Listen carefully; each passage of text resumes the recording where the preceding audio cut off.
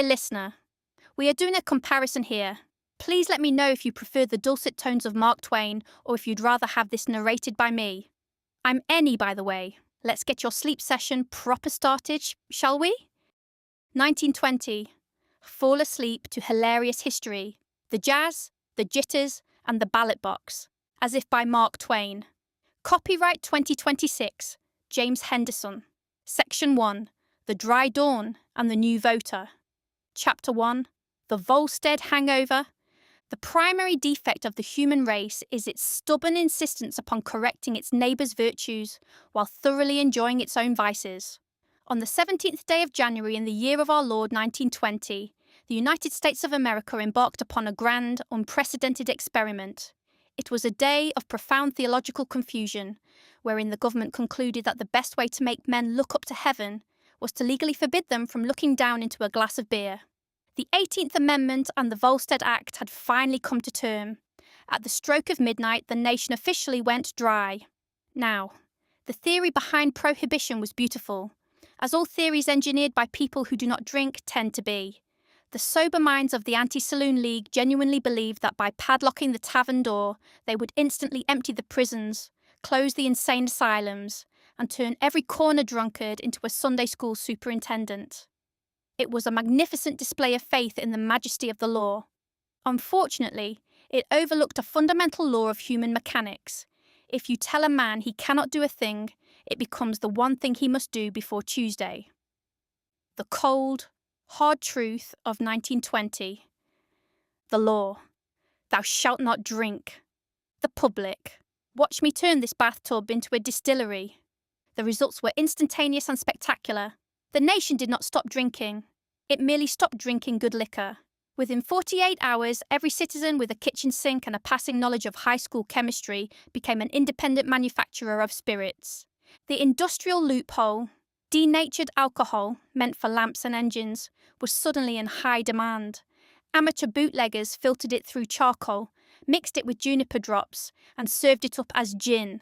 It tasted faintly of turpentine and left a man with a hangover that felt like a mule kicking him squarely between the eyes, but it did the business. The sacramental boom. The law allowed wine for religious purposes. Consequently, the number of rabbis and priests in the United States multiplied at a rate that would have baffled the apostles, and congregations grew remarkably devout overnight. The medicinal miracle. Doctors could prescribe whiskey for ailments. Suddenly, the entire eastern seaboard was struck down by a sudden, mysterious epidemic of nervousness, toothaches, and general melancholy, curable only by 11 ounces of bonded bourbon. The old-fashioned saloon, with its sawdust floors and honest political brawls, was buried. In its place rose the speakeasy, a subterranean sanctuary where a man had to whisper a password through a heavy wooden grate just to pay 4 times the pre-war price for a glass of something that could remove the varnish from a dining room table. By the end of January, the government realised it had not cured the nation of its thirst. It had merely turned the American public into a vast cooperative syndicate of criminals, united by a common desire to have a bad day at a bar in peace. Chapter 2. The 19th Amendment, the final signature. For something like 70 years, the ruling male of the American Republic clung to the ballot box with the frantic, white-knuckled desperation of a child protecting a stolen peach. He did this not because the ballot box was a sacred object, nor because the act of voting required any profound exhibition of intellect. Heaven knows, a casual glance at the roster of our post-Civil War executives is sufficient to clear the American male of any suspicion of excessive thinking in the voting booth. No, he protected the franchise simply because it was the last place on earth where he could be completely certain his wife would not follow him to correct his grammar or mention the state of his trousers. The prevailing view among the bearded statesmen of the 19th century was that the political arena was far too foul, corrupt, and treacherous a place for the delicate sensibilities of the gentler sex. This was an extraordinarily honest assessment of politics, but a profoundly dishonest reason for keeping women out of it. To argue that women should not vote because politics is dirty is very much like arguing that a house should never be swept because the broom might get dusty. Yet for decades the nation shook its collective head and advised the ladies to remain upon their pedestals, where they might continue to influence the world through the soft, spiritual medium of baking pies and enduring their husband's conversation. The male intellect, the philosophers of the tavern declared, is uniquely constructed to understand the grand, ponderous machinery of tariffs, infrastructure, and international diplomacy. A woman's mind, being occupied with trivialities like the raising of children and the management of a household budget, would simply short-circuit if exposed to the majesty of a city council election. By the summer of 1920, however, this grand fortress of masculine logic had begun to look exceedingly moth-eaten. The women of America had spent 70 years marching, speechifying, getting arrested, and generally making themselves a spectacular nuisance to every politician who wished to enjoy his lunch in peace. They had worn down the conscience of the nation by the simple, unstoppable strategy of being entirely in the right, and being entirely in the right for a long consecutive period is an annoyance that no civilization can long endure. The battle had narrowed down to a single, suffocatingly hot legislative chamber in Nashville, Tennessee. It was August, a month when the air in the American South ceases to be a gas and becomes a warm, heavy soup that must be chewed before swallowing. 35 states had already ratified the 19th Amendment. One more was needed to turn the grand dream into the law of the land. The rest of the Union had looked away, washed its hands, or flatly refused, leaving the entire destiny of American womanhood resting upon the sweaty shoulders of the Tennessee legislature. The state capitol became a carnival of human absurdity. Every hotel lobby in Nashville was packed to the rafters with lobbyists, politicians, liquor manufacturers, and professional agitators, all of them drinking heavily of that bootleg gin we discussed in the previous chapter, despite having legally banned it 7 months prior. The air was thick with the scent of tobacco, cheap cologne, and political desperation. The armies were divided by the colour of their flora. The suffragists, those who favoured the amendment, wore yellow roses pinned to their lapels. Their ranks were filled with determined women who had travelled from every corner of the continent, armed with pamphlets, logic, and a terrifying sobriety. The antis, those who opposed the amendment, wore red roses. Their ranks were filled with traditionalists who believed the family unit would instantly disintegrate if a woman were allowed to mark a piece of paper with a lead pencil once every 4 years. They were backed by the railroad companies and the manufacturing syndicates, who suspected, quite correctly, that if women got the vote, they would immediately demand that children be taken out of the factories and placed into schools. For days, the legislature debated the matter with that peculiar brand of Southern eloquence that uses 500 words to express an idea that could be easily managed by 3, provided 2 of them were profanity. They spoke of the sanctity of the hearth, the purity of the Southern woman, and the terrible danger of altering the grand design of the Founding Fathers, who, it was frequently implied, had received the Constitution directly from the angels during a brief intermission at Mount Vernon.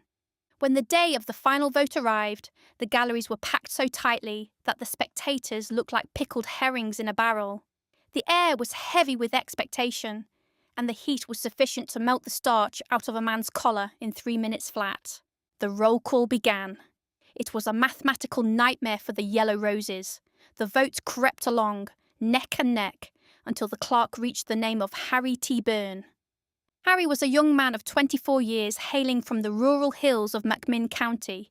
He was the youngest member of the legislature, possessed of a pleasant countenance, a neat suit, and a bright red rose pinned firmly to his lapel. He had previously voted with the antis on the preliminary motions, and every calculation in the room listed him as a solid, dependable brick in the wall of opposition.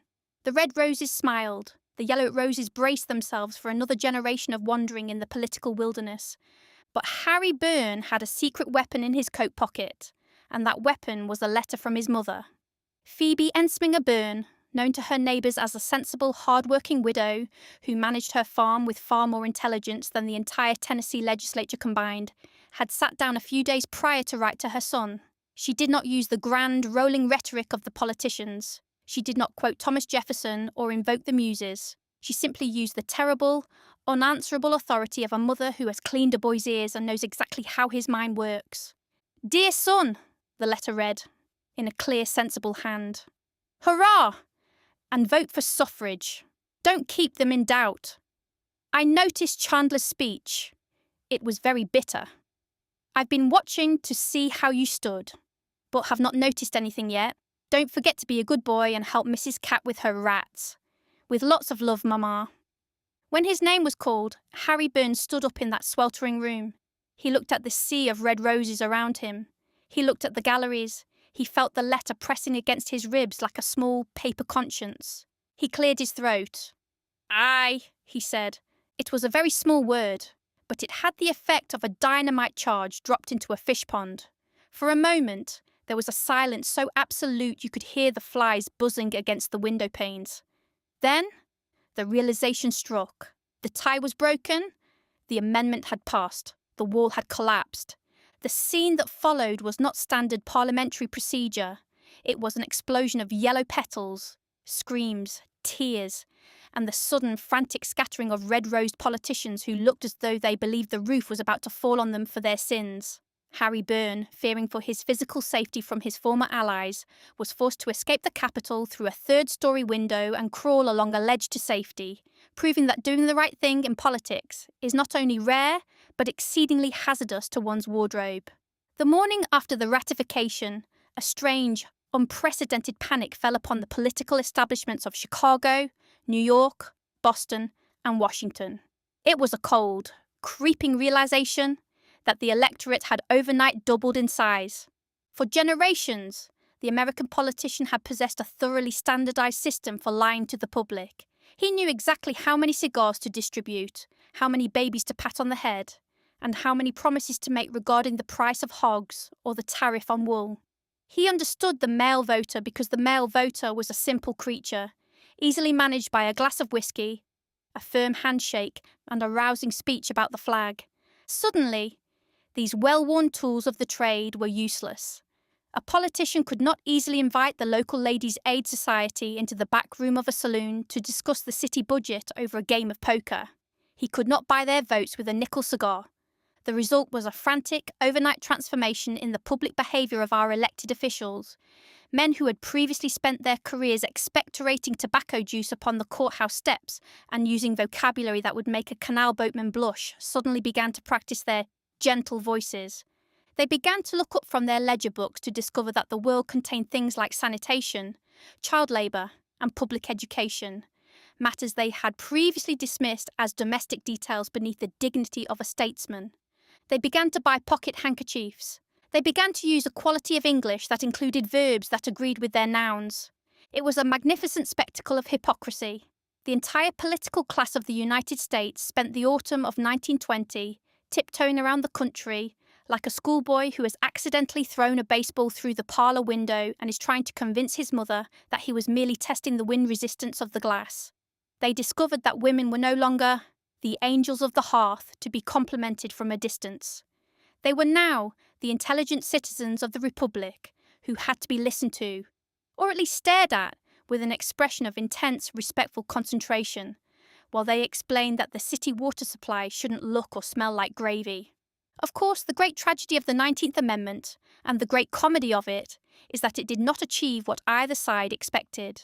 The antis had predicted that the family would dissolve, that women would cease to marry, and that the nation would be plunged into a soft, matriarchal socialism where everyone was forced to eat vegetables and read poetry. The suffragists had predicted that the entry of women into the booth would instantly purify the government, eliminate corruption, and bring about a golden age of peace and righteousness. Both sides, as is standard in human affairs, were entirely mistaken. When November arrived, the women of America walked into the polling places with quiet dignity, took their pencils, and voted in precisely the same confused, contradictory, and foolish manner as their husbands had been doing for a century. They did not vote as a solid righteous army. They split into Democrats and Republicans, progressives and conservatives, idiots and geniuses. They proved, in short, that they were human beings, which was the one thing the men had spent 70 years trying to deny them. And the politicians, finding themselves still in office and still possessing their pocketbooks, sighed with relief, tucked away their gentle voices until the next election, and went back to their cigars. Chapter 3. Harding's Normalcy. There comes a time in the history of every great civilization when the citizenry grows profoundly, thoroughly, and aggressively tired of being noble. Righteousness is a magnificent thing to contrast against one's neighbours, but as a steady diet, It is tremendously wearing on the digestion. For nearly 8 years, the American public had been subjected to the high-minded, cold-blooded, and suffocatingly moral guidance of President Woodrow Wilson, a man who spoke to the nation as though he were the Almighty's chief clerk, correcting a particularly backward class of schoolboys. He had dragged them through a great war to make the world safe for democracy, and then tried to drag them into a League of Nations to make democracy safe for the Europeans, until the average American citizen felt a desperate driving need to hide under the bed, until the universe stopped requiring his assistance. By the summer of 1920, the Republic had reached its limit of spiritual exertion. The collective pulse of the nation was racing from the flu, the jazz, and the sudden terrifying sight of women approaching the ballot boxes with intent to use them. The public did not want any more grand visions. They did not want to save civilization. They wanted to sit on the porch in their shirt sleeves, eat a watermelon, and return to that blessed state of ignorance where the internal politics of the Balkan states were of no more concern to an American than the social life of the common earthworm. It was precisely at this moment of national exhaustion that the Republican Party, assembled in a sweltering convention hall in Chicago, looked about the landscape for a saviour. Naturally, being practical politicians, they did not look for a man of towering intellect or fierce conviction. A man of intellect has ideas, and ideas are an abomination to a political convention, for they act upon a party platform very much like a lighted match acts upon a fireworks factory. Instead, a group of weary party bosses retreated to a legendary smoke-filled room in the Blackstone Hotel at 2 o'clock in the morning, breathed in enough cigar smoke to asphyxiate a regiment of infantry, and decided that the destiny of the Republic should be placed into the large, soft hands of Senator Warren Gamaliel Harding of Marion, Ohio. The chief virtue of Warren G. Harding, and it was a virtue that surpassed all others in the year 1920, was that he looked exactly like a President of the United States ought to look if he were being manufactured by a reputable monument company. He was a large, handsome man with a magnificent silver-crested head that looked as though it had been carved out of premium Ohio granite to be placed on a postage stamp. He possessed a deep, resonant, and incredibly soothing voice that could repeat the most astonishing collection of platitudes with such majestic solemnity that a listener felt as though he were listening to the 10 Commandments, delivered by an archangel who had recently taken up golf. His mind was entirely unburdened by complex philosophies. It was a placid, undisturbed pond where the only fish swimming were the standard harmless varieties of small-town boosterism, fraternal lodge loyalty, and a deep affection for the game of poker. Harding's political philosophy was simple. He believed that the country was suffering from a surfeit of greatness, and that the best way to fix it was to do absolutely nothing as grandly as possible. In May of that year, before a crowd of bewildered but strangely comforted citizens in Boston, he delivered the definitive summary of his gospel. He cleared his throat, expanded his chest, and let loose a sentence that would permanently alter the linguistic geography of the continent.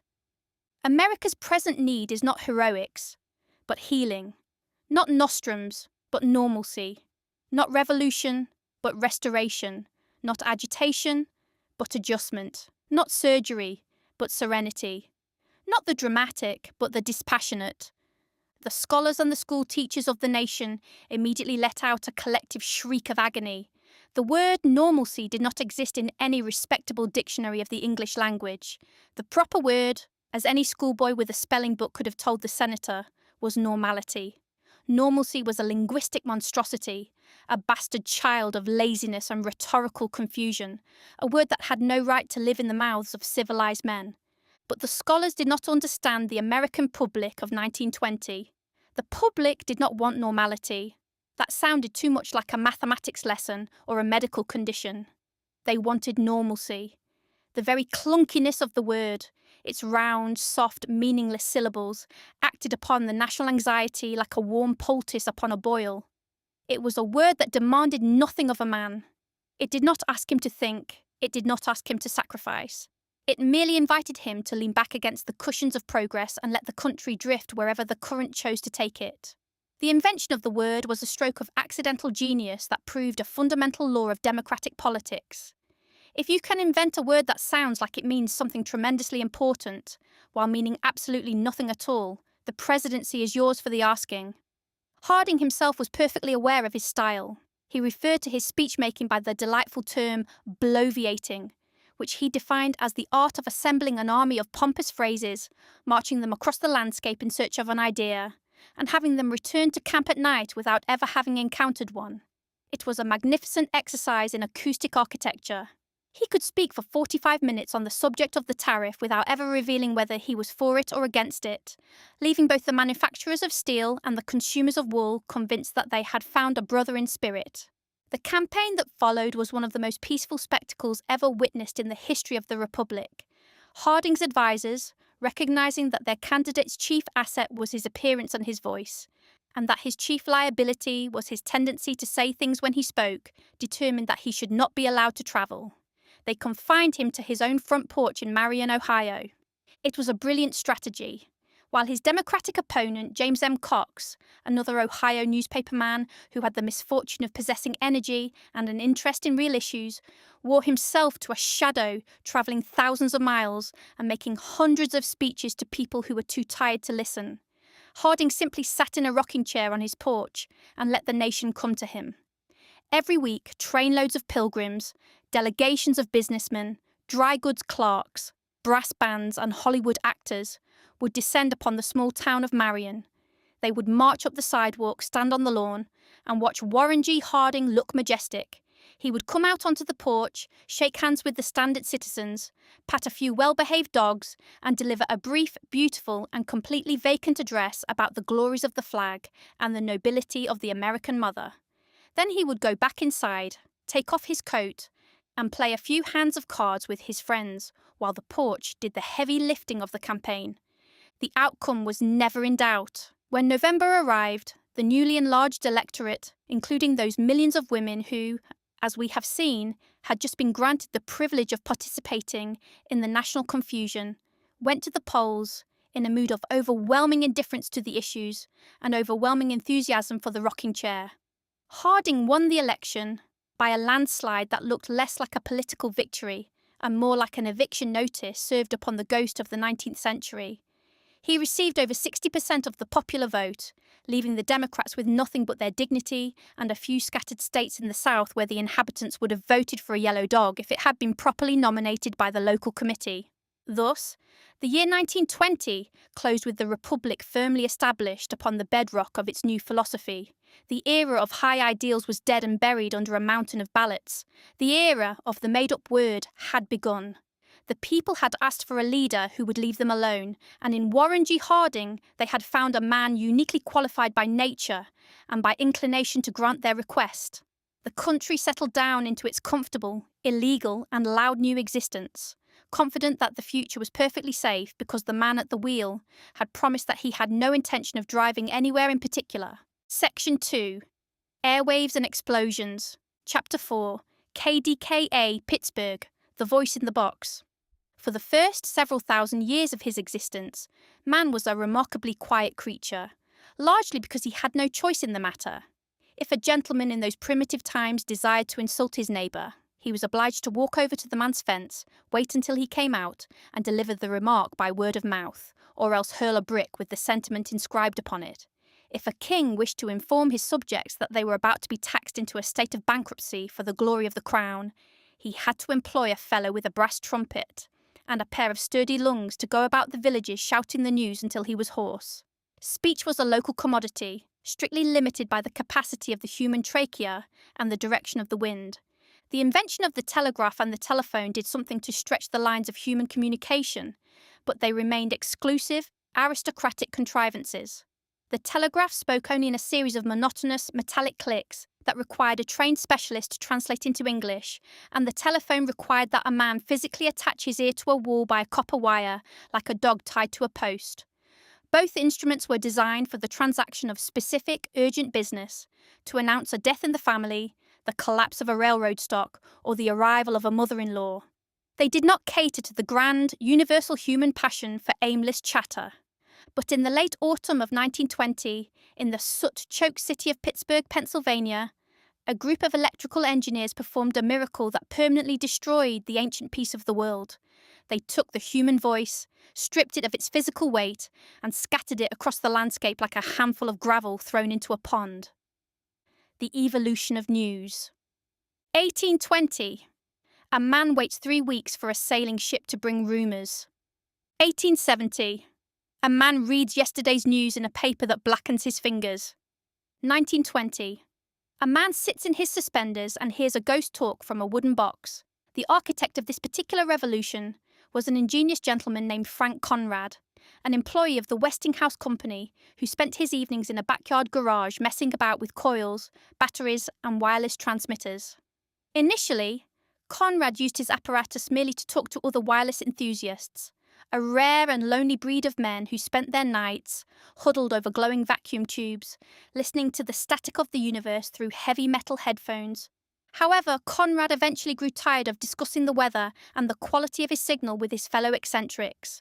Having a phonograph in his parlour and a surplus of records, he decided one evening to place his microphone next to the horn of the machine and play a march by John Philip Sousa. The effect upon the wireless population of western Pennsylvania was precisely the same as if a spectral hand had reached through their windows and tapped them on the shoulder. For years, the air had been filled with nothing but the sharp, rhythmic staccato of Morse code, the dots and dashes of commerce and navigation.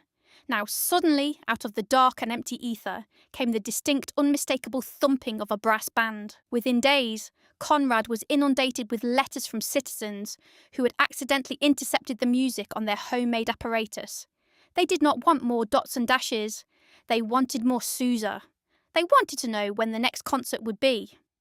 Conrad, finding himself transformed from a simple engineer into an entertainment syndicate, established a regular schedule of broadcasts, and a local department store began advertising ready-made wireless receivers for the princely sum of $10, aimed at those citizens who wished to hear the concerts without having to build a laboratory in their attics. Recognizing that there was a vast, unsuspected gold mine in the distribution of invisible noise, the executives at Westinghouse stepped in. They moved Conrad's apparatus from his garage to a small, corrugated iron shack on the roof of their factory building in East Pittsburgh, secured a commercial license from the federal government under the 4-letter designation of KDKA, and prepared to make their grand debut before the public.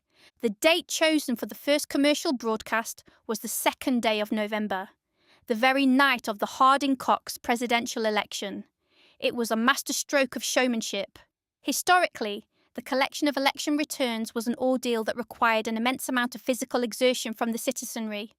A man who wished to know whether the country had been saved or ruined was obliged to leave his comfortable home, put on his boots, and trudge through the November mud to the offices of the local newspaper. There he would stand for hours in the freezing rain, packed hip to haunch with 1,000 other anxious patriots, watching a clerk use a long pole to slide magic lantern slides across a white sheet stretched over the front of the building. If the candidate of his choice was winning, the citizen cheered and caught a severe cold. If his candidate was losing, he groaned and also caught a severe cold. It was a miserable, wet, and thoroughly democratic business. But on that Tuesday evening, a few hundred fortunate individuals in the Pittsburgh area experienced the election in a state of unprecedented luxury. They sat in their own parlours, beside their own stoves, with their slippers on their feet and their pipes in their mouths. They turned a series of black dials on a wooden box, adjusted a tiny wire called a cat's whisker against a piece of crystal until the static subsided into a steady hum, and waited. At precisely 8 o'clock, the voice of a young Westinghouse publicity man named Leo Rosenberg came through the ether. It was a clear, disembodied and remarkably calm voice, floating out of a horn that resembled an upside-down tin megaphone. This is station KDKA of the Westinghouse Electric and Manufacturing Company in East Pittsburgh, Pennsylvania. We are about to bring you the returns of the presidential election, by courtesy of the Pittsburgh Post. For the next several hours, Rosenberg sat in his rooftop shack, surrounded by humming transformers and glowing tubes, reading the bulletins as they were brought to him by a messenger from the newspaper office downstairs. Every few minutes, he would inform the invisible audience that Warren G. Harding was accumulating a mountain of votes in Ohio, or that the returns from New York indicated a Republican landslide. Between the bulletins, to prevent the audience from thinking that the apparatus had expired, Rosenberg would play a phonograph record or read an article from a magazine. It was an extraordinarily casual affair. At one point, the equipment grew so hot that the operators were forced to open the windows of the shack, allowing the whistle of a passing freight train on the Pennsylvania Railroad to enter the broadcast, much to the delight of the listeners, who felt that the train was somehow participating in the governance of the nation. The success of the broadcast was absolute. By midnight, the listeners knew that Harding had achieved his normalcy before the editors of the morning newspapers had even finished setting the headlines in type. The news had travelled at the speed of light, passing through brick walls, over hills, and through the branches of trees, arriving in the living rooms of the common people without any assistance from the post office or the newsboy. The morning after the election, the intelligent observer of human affairs looked upon the world and realised that a new and terrible power had been unleashed upon the earth. The home, which had for generations been a fortress against the intrusions of the outside world, had been breached. A man could lock his front door, bolt his windows, and pull down his shades, but he could no longer keep out the voice of his fellow man. Within a year of the KDKA broadcast, the sky was thick with radio waves. Every city in the Republic had its own station, and every basement had its own amateur mechanic winding copper wire around old oatmeal boxes to catch the signals. The content of these broadcasts was a monument to the magnificent, chaotic variety of the American intellect. The politicians. Men who had previously been limited to speaking to those citizens who could fit into an auditorium suddenly discovered they could address 1 million people at once, though they were deeply disturbed by the fact that they could not tell whether the audience was cheering or throwing boots at the apparatus. The preachers, evangelists who had spent their lives travelling from tent to tent, discovered that they could hurl their thunderbolts of damnation directly into the kitchens of the backsliders while they were frying bacon. The vendors. Merchants realised that if they could hire a young lady to sing a sentimental song about her mother, they could follow it immediately with a short discourse on the merits of a particular brand of laundry soap or a cure for corns. The air, which had since the creation of the world been reserved for the passage of birds, clouds, and the occasional thunderbolt, became a vast, invisible marketplace, crowded with singers, politicians, fiddle players, and individuals anxious to sell real estate in Florida. The great silence of the continent was broken forever. Man had finally succeeded in creating a box that could talk, and as was his custom throughout history, having invented the machine, he had absolutely no idea how to make it shut up. Chapter 5. The Wall Street Bombing. Money, when taken in small doses, is a relatively harmless substance, useful for the purchasing of hats, potatoes, and the occasional volume of light literature. However, when you collect a vast quantity of it into one geographical ditch and allow it to ferment under the supervision of a few dozen gentlemen in silk top hats, it becomes a highly volatile agent. There is no ditch on the surface of the habitable globe more thoroughly saturated with this agent than Wall Street in the city of New York. It is a narrow, gloomy canyon located at the bottom of Manhattan Island, bordered on one end by a graveyard and on the other by a river, an arrangement that has always struck the reflective mind as an admirable piece of municipal foresight. For 40 years during that grand hypocritical pageant we call the Gilded Age, the high priest of this canyon had operated under the comforting assumption that they were the absolute masters of the universe. They had bought railroads, sold congressmen, organised trusts, and manipulated the market with the serene confidence of a boy playing with marbles. They believed that their stone fortresses, constructed of premium granite and guarded by clerks with sharp pencils, were entirely impregnable to the ordinary passions of the common herd.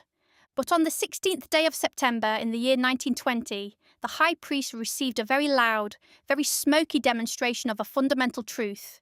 You cannot spend half a century accumulating all the wealth of a nation without occasionally attracting the resentment of those who were left out of the distribution.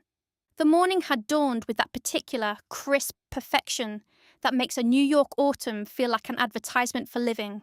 By noon, the canyon was crowded to the very curbstones with humanity. It was the lunch hour, a sacred interval when the subterranean machinery of a high finance empties its various parts into the sunlight to breathe. Thousands of small-town girls who had come to the city to become stenographers, young clerks with ink-stained fingers, messengers carrying millions of dollars in Liberty bonds in leather sacks, and wealthy brokers looking for an oyster bar were all milling about in a state of cheerful, noisy confusion.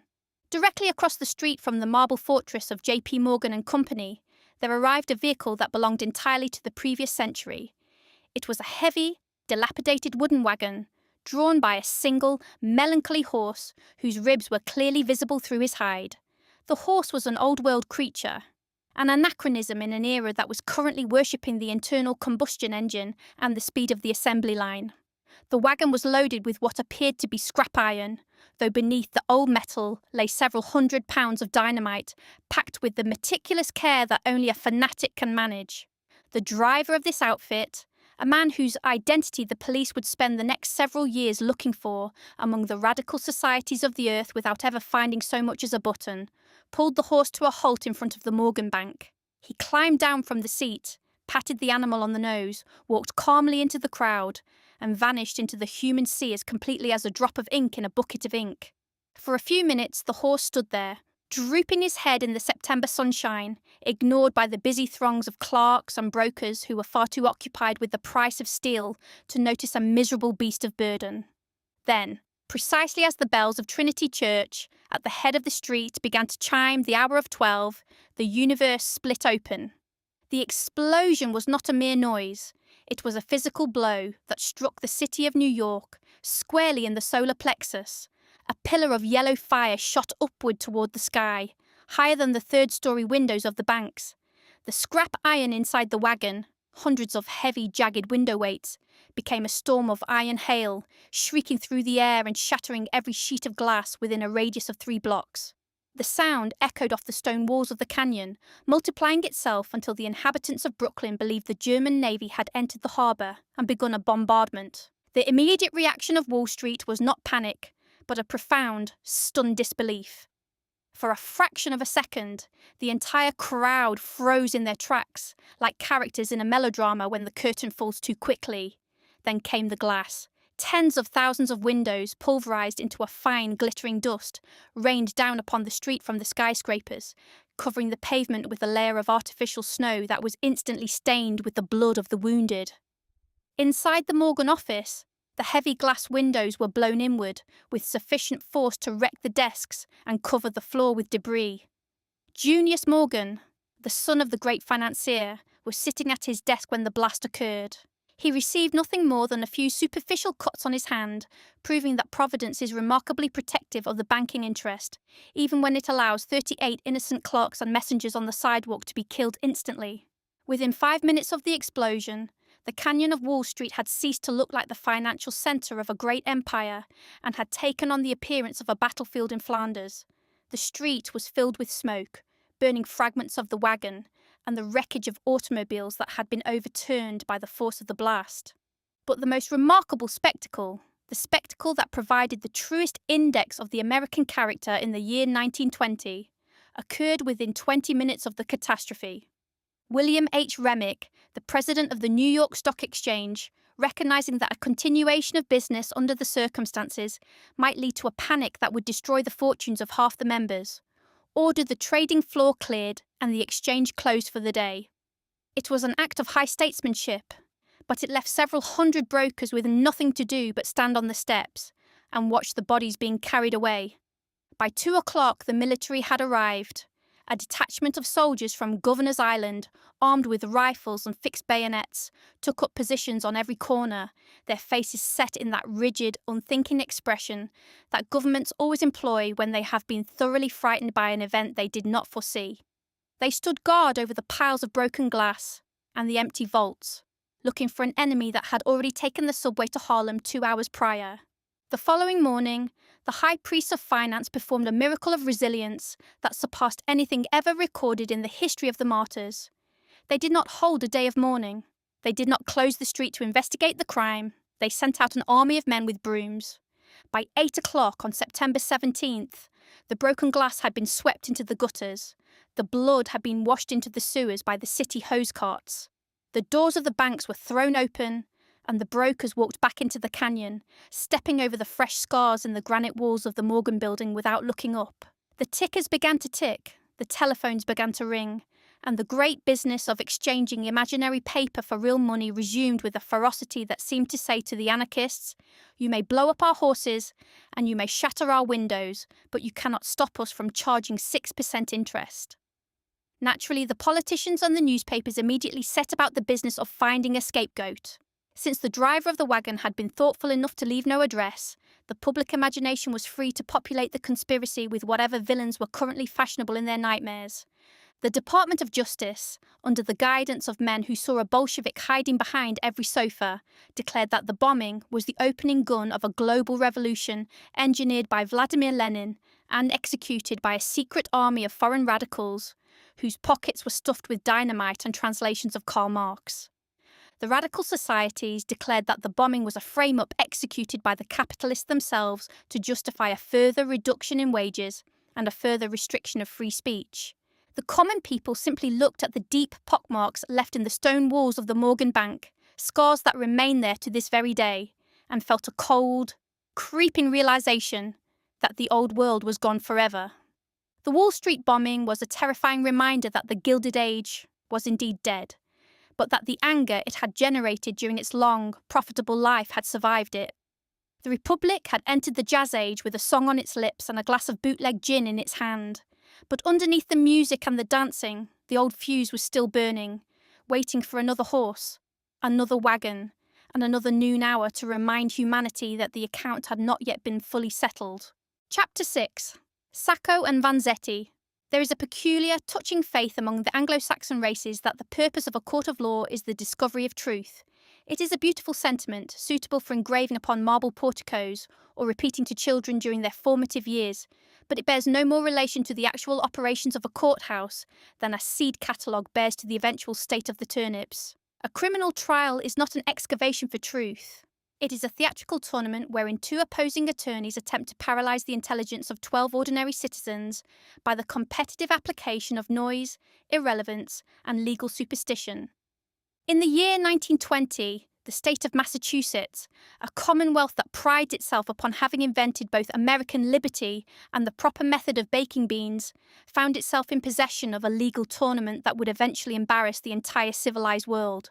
The trouble began in April, in the town of South Braintree, where a pair of armed bandits shot a factory paymaster and his guard, took a leather heel bag containing $15,000, and escaped in a dark automobile.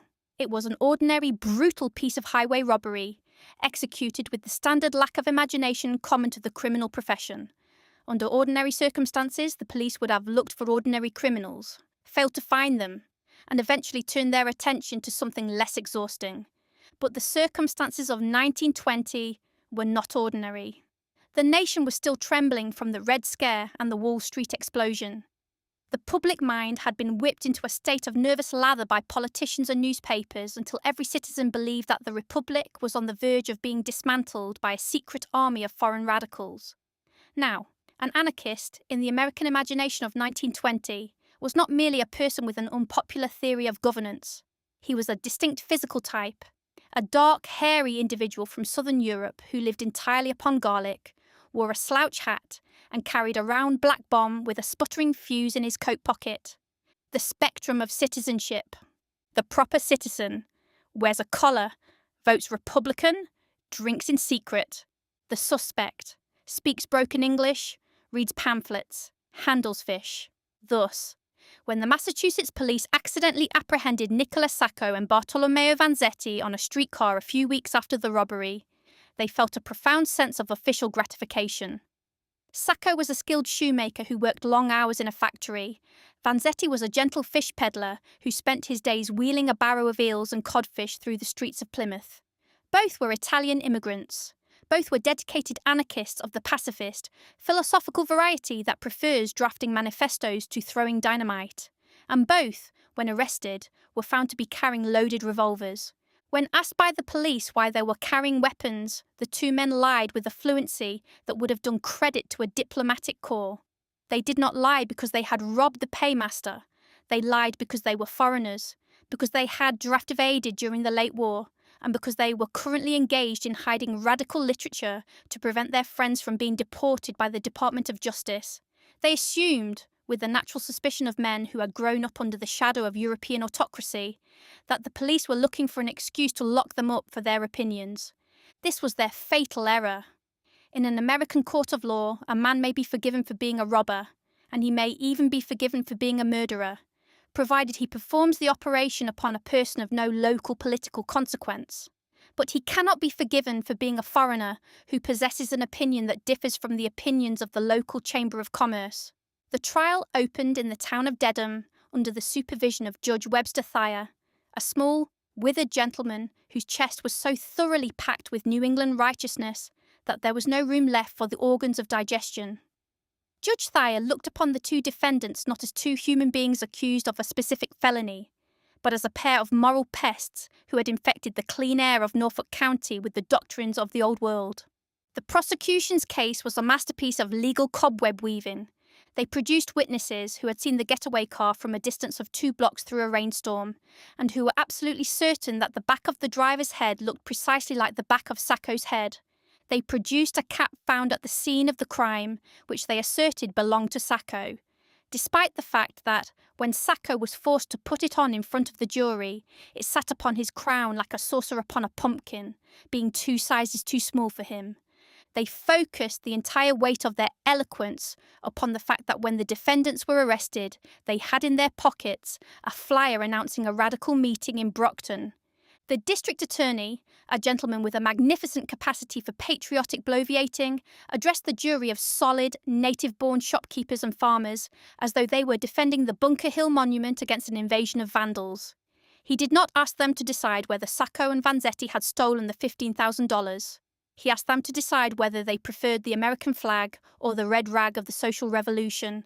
"Stand together, gentlemen," the prosecution shouted, "for the honour of old Massachusetts. Show these foreign agitators that the soil of the Puritans cannot be polluted by the doctrines of destruction." The jury, being thoroughly confused by the ballistic evidence and thoroughly terrified by the thought of anarchy, did exactly what was expected of them. They retired to their room, had a smoke, agreed that they did not like the look of the defendants' moustaches, and returned with a verdict of guilty. If the matter had ended there, the names of Sacco and Vanzetti would have vanished into the archives of the state prison within 30 days. But the verdict acted upon the intellectual conscience of the world very much like a stone dropped into a hornet's nest. Within a year, the 2 obscure Italian labourers were transformed into the most famous individuals on the surface of the globe. A defence committee was formed, funds poured in from Paris, London, Berlin, and Buenos Aires. The great literary and scientific minds of the century, men like Anatole France, Albert Einstein, and H.G. Wells, sat down at their desks to write frantic letters of protest to the governor of Massachusetts, pointing out that to hang 2 men for a payroll robbery on the evidence of a cap that did not fit was an innovation in jurisprudence that lacked dignity. The case dragged on for 7 long years through a wilderness of motions, appeals, and exceptions. Every time, the defence discovered new evidence, including a confession from an actual member of a professional gang who admitted that he and his associates had done the shooting. Judge Thayer promptly denied the motion for a new trial, asserting that the new evidence was merely an attempt to trifle with the majesty of the court. He was heard to brag on a golf course that he had seen those anarchist bastards good and proper, an expression that has always been regarded as the very highest development of judicial impartiality. The Sacco and Vanzetti affair became a grand global argument about the nature of justice in the modern world. It proved that in an era of speed, radio, and international finance, a local dispute in a small New England village could become a pivot upon which the peace of nations turned. It split the American public into 2 hostile camps: those who believed that the state must be supported even when it is wrong, and those who believed that a state that is wrong is the most dangerous engine ever invented by man. The 2 prisoners spent those 7 years in their cells, studying English, writing letters of a remarkably high poetic quality, and watching the machinery of their own destruction turn with the slow, blind regularity of a water wheel. They had set out to destroy the state by the application of philosophy, and the state was now replying by the application of the electric chair, an exchange of courtesies wherein the state has always possessed the advantage of superior equipment. Thus, the arrest of 1920 began a tragedy that would haunt the conscience of the Republic for a generation.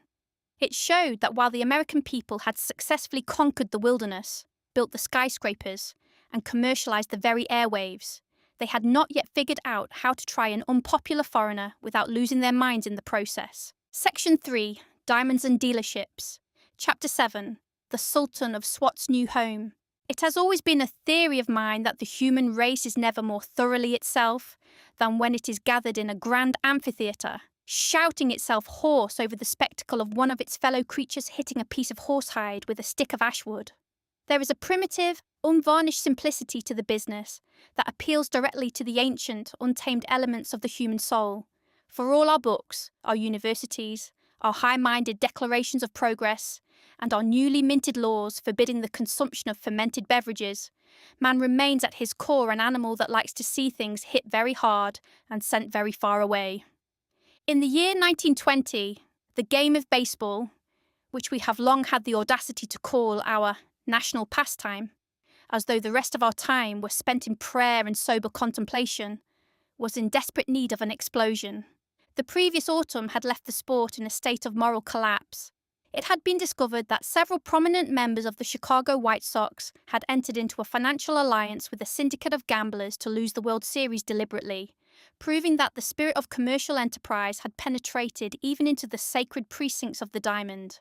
The public was profoundly shocked to discover that a baseball game could be as crooked as a politician's promise. Attendance was dwindling, the grandstands were turning into deserts of empty wood, and the owners of the various clubs were looking forward to a future of financial ruin and honest employment. Furthermore, the game itself had become an unutterable bore. We were then in the final suffocating gasp of what the historians call the dead ball era.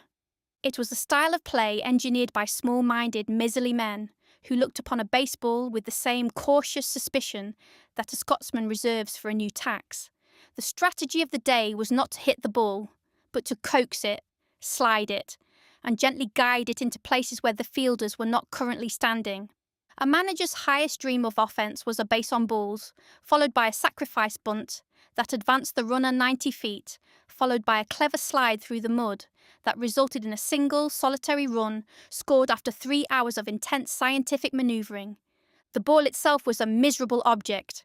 The rules allowed a single ball to be used for an entire game until it became so soft, misshapen, and thoroughly saturated with tobacco juice, dirt and licorice that it resembled an old turnip and possessed about the same capacity for flight. Pitchers were permitted to deface the leather by spitting upon it, scratching it with emery paper, or coating it with mud, causing the ball to perform such erratic, unnatural dances through the air that the batter had no more chance of hitting it squarely than he had of catching a hummingbird with a pair of blacksmith's tongs.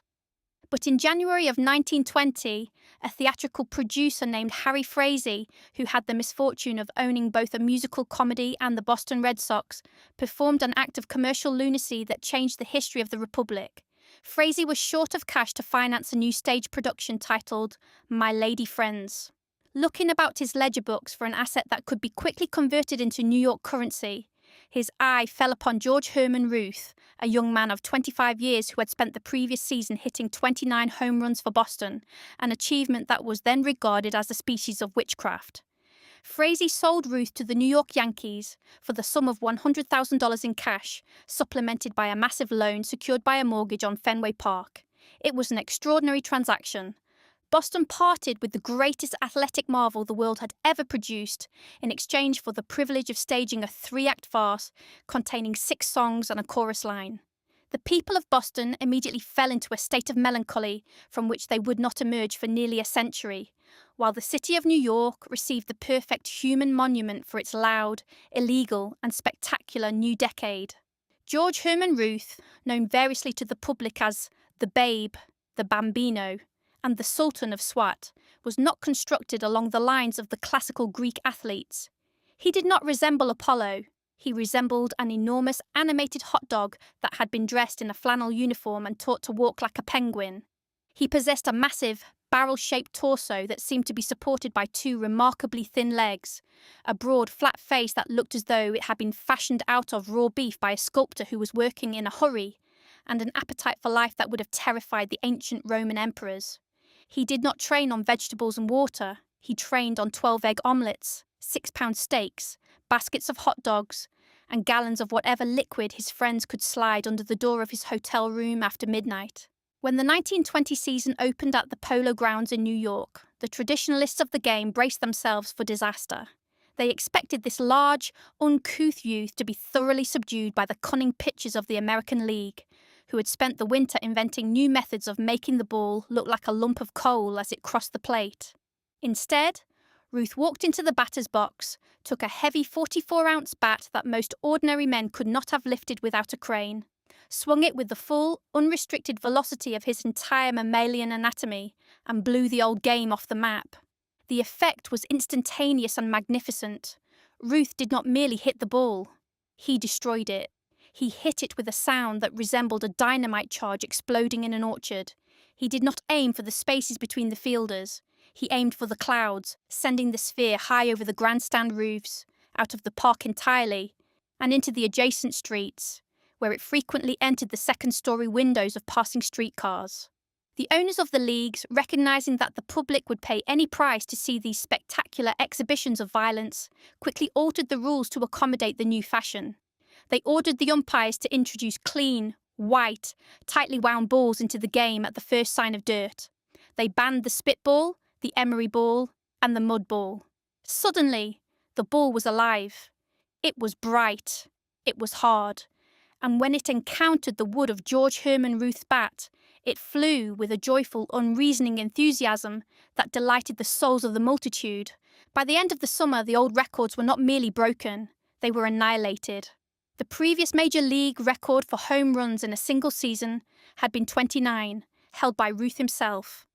In 1920, playing his first year in the uniform of the Yankees, the Babe hit 54. It was a number that broke the brains of the sporting writers.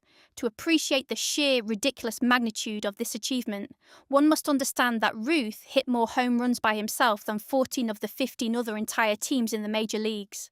He was an athletic monopoly, an independent republic of power operating in the middle of Manhattan. The crowds that descended upon the polo grounds were like nothing ever seen before in the history of the sport. Millions of citizens who had never previously known the difference between a shortstop and a turnpike gate came out to watch the Babe. They packed the stands until the fences groaned under the weight. They stood 10 deep in the outfield grass behind ropes, risking their physical safety for the privilege of being within 100 yards of the miracle. Baseball was saved. The Black Sox scandal was forgotten, buried under a mountain of home run balls. The transformation of the game was a perfect reflection of the transformation of the nation itself. The country had grown tired of the old, cautious, scientific manoeuvring of the past, whether in sports or in politics. They did not want the single run, the sacrifice bunt, or the League of Nations. They wanted the long ball, the big profit, and the grand, noisy spectacle. Ruth was the true president of the Jazz Age, a man who lived without boundaries, who hit everything that came his way as hard as he could, and who taught the American public that the highest virtue a citizen co. Chapter 8, the Negro National League. The Caucasian branch of the human family has long congratulated itself upon its supreme and exclusive talent for organization. It is a comforting article of faith among the white citizens of our republic that if a thing is to be run with dignity, profit, and a proper respect for bookkeeping, they must be the ones to hold the ledger. They look upon the other races of the earth with a sort of benevolent pity, as though the Almighty had somehow forgotten to equip those darker peoples with the specific bump on the skull that enables a man to form a committee, elect a secretary, and pass a set of bylaws. For several decades, this peculiar superstition was nowhere more rigidly enforced than in the management of our national game. The gentleman who operated the major leagues of baseball had drawn a line, a cold, invisible, yet entirely impassable barrier known as the colour line. The theory behind this line was a marvel of theological and commercial hypocrisy. The owners did not claim that the black man could not run, for they had seen him outrun the wind. They did not claim he could not catch, for they had seen him pluck the ball from the clouds. They did not claim he could not hit, for they had seen him deposit the sphere into the next postal district with a regularity that was downright monotonous. No, the official position of the baseball establishment was that the white public, that grand, enlightened body of citizens that spent its evenings drinking illegal gin and watching teenagers dance the Charleston, was far too delicate in its sensibilities to endure the sight of a dark-skinned gentleman sliding into second base on a Tuesday afternoon. The white baseball philosophy. The hypothesis. Our patrons require the highest standard of athletic excellence. The reality. Unless that excellence comes from a man who looks like he might catch a sunburn. The result of this policy was a grand, continental spectacle of wandering genius, For years, the finest ball players in America were forced to live the lives of athletic gypsies, organised into independent teams that roamed the landscape like a collection of theatrical troupes. They called it barnstorming. They would climb into dilapidated automobiles, or the second-class coaches of the railroads, travel 300 miles through the dust of a summer night, and arrive in some small prairie town just in time to play a double-header against the local mechanics. They played on fields where the grass was knee-high and the infield was mostly rocks. They changed their uniforms in the bushes because the local hotels refused them admittance. They ate their dinners out of paper sacks behind the grandstand, while the white players they had just defeated went into the dining room to enjoy the oysters. It was a hard, wearing, and thoroughly disgraceful business. But it had an unexpected consequence. It turned these men into the most resilient, versatile, and terrifyingly efficient baseball machine the world had ever seen. They regularized the art of the impossible. If a pitcher needed to throw a ball through the eye of a needle to prevent a run, he did it, because he knew that if he lost the game, the local promoter might forget to pay him his share of the gate money. If a batter needed to hit a ball over a barn to keep his team from being stranded in Iowa without train fare, he hit it over the barn. But in the middle of February in the year 1920, a large, magnificent, and entirely immovable gentleman named Andrew Rube Foster decided that the era of the athletic gypsy had lasted quite long enough. Foster was a man who would have been remarkable in any century, but in the 20th century, he was a positive miracle. In his youth, he had been the greatest pitcher in the country, possessed of a delivery so deceptive that it was whispered he could make the ball change its mind twice on its way to the plate. He had once defeated the legendary white pitcher, Rube Waddle, in a match, an achievement that resulted in his acquiring both his nickname and the permanent respect of every professional in the business. When his playing days were done, Foster did not retire to the porch to complain about the weather. He became a manager, an owner, and a financial strategist. He was a man of immense physical bulk, possessed of a deep, rumbling voice that sounded like a slide trombone playing in a cellar, and a brain that operated with the cold, silent precision of a Swiss watch.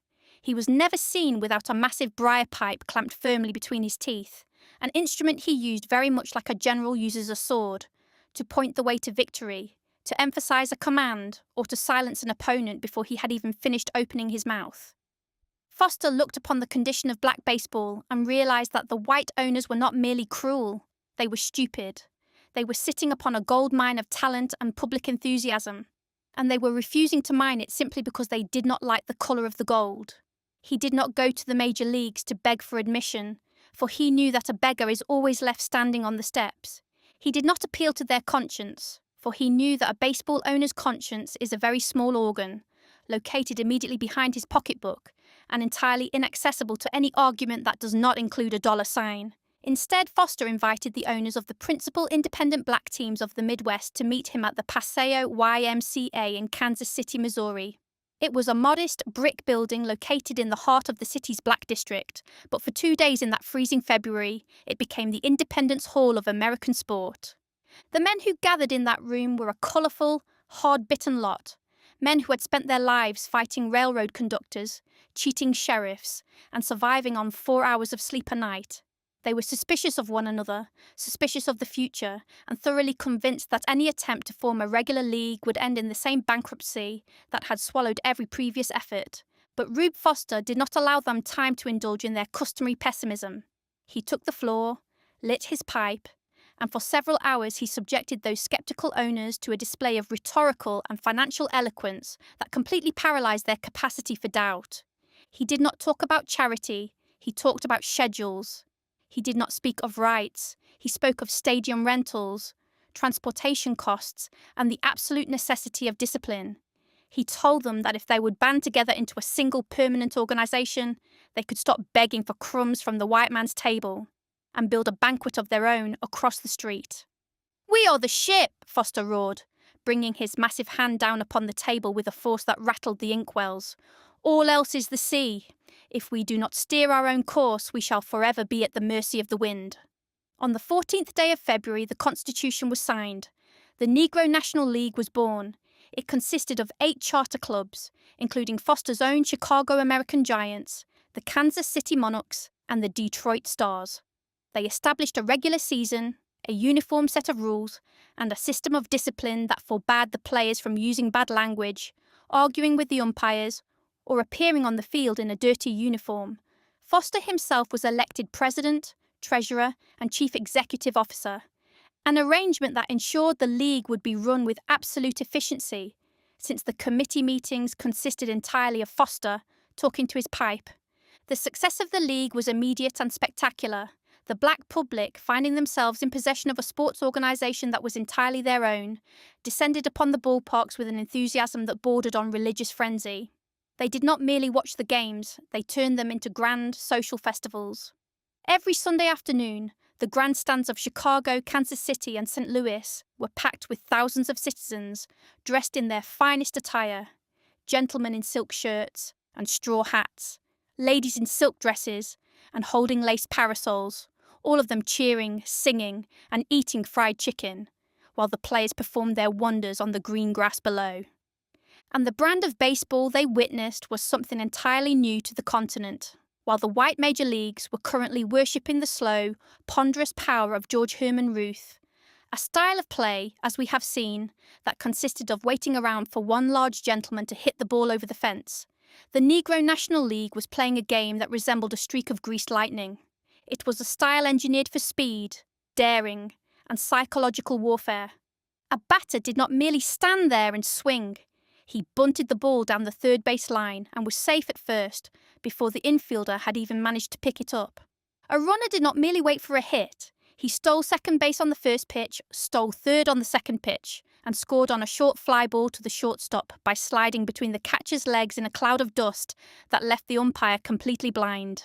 They invented the drag bunt, the hit and run executed with a ball that was 3 inches outside the strike zone, and a method of pitching that involved staring at the runner at first base while delivering the ball to the batter at the plate.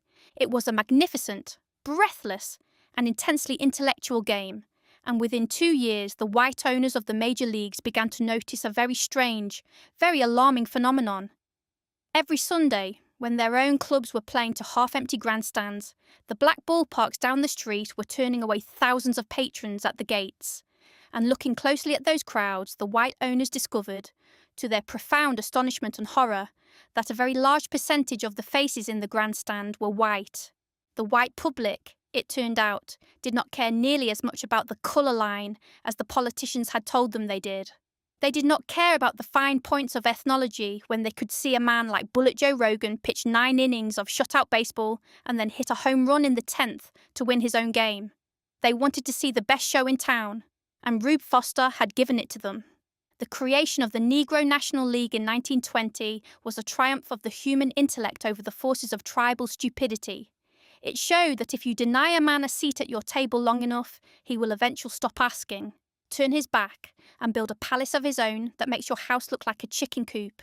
Foster and his associates had set out merely to regularise a sport, but they had accidentally given the Republic a magnificent lesson in self-reliance, a lesson that was delivered every afternoon at 3 o'clock to the accompaniment of a cracking bat and the roar of 50,000 people who had temporarily forgotten that they were supposed to be prejudiced. Chapter 9. The NFL Prequel, the APFA.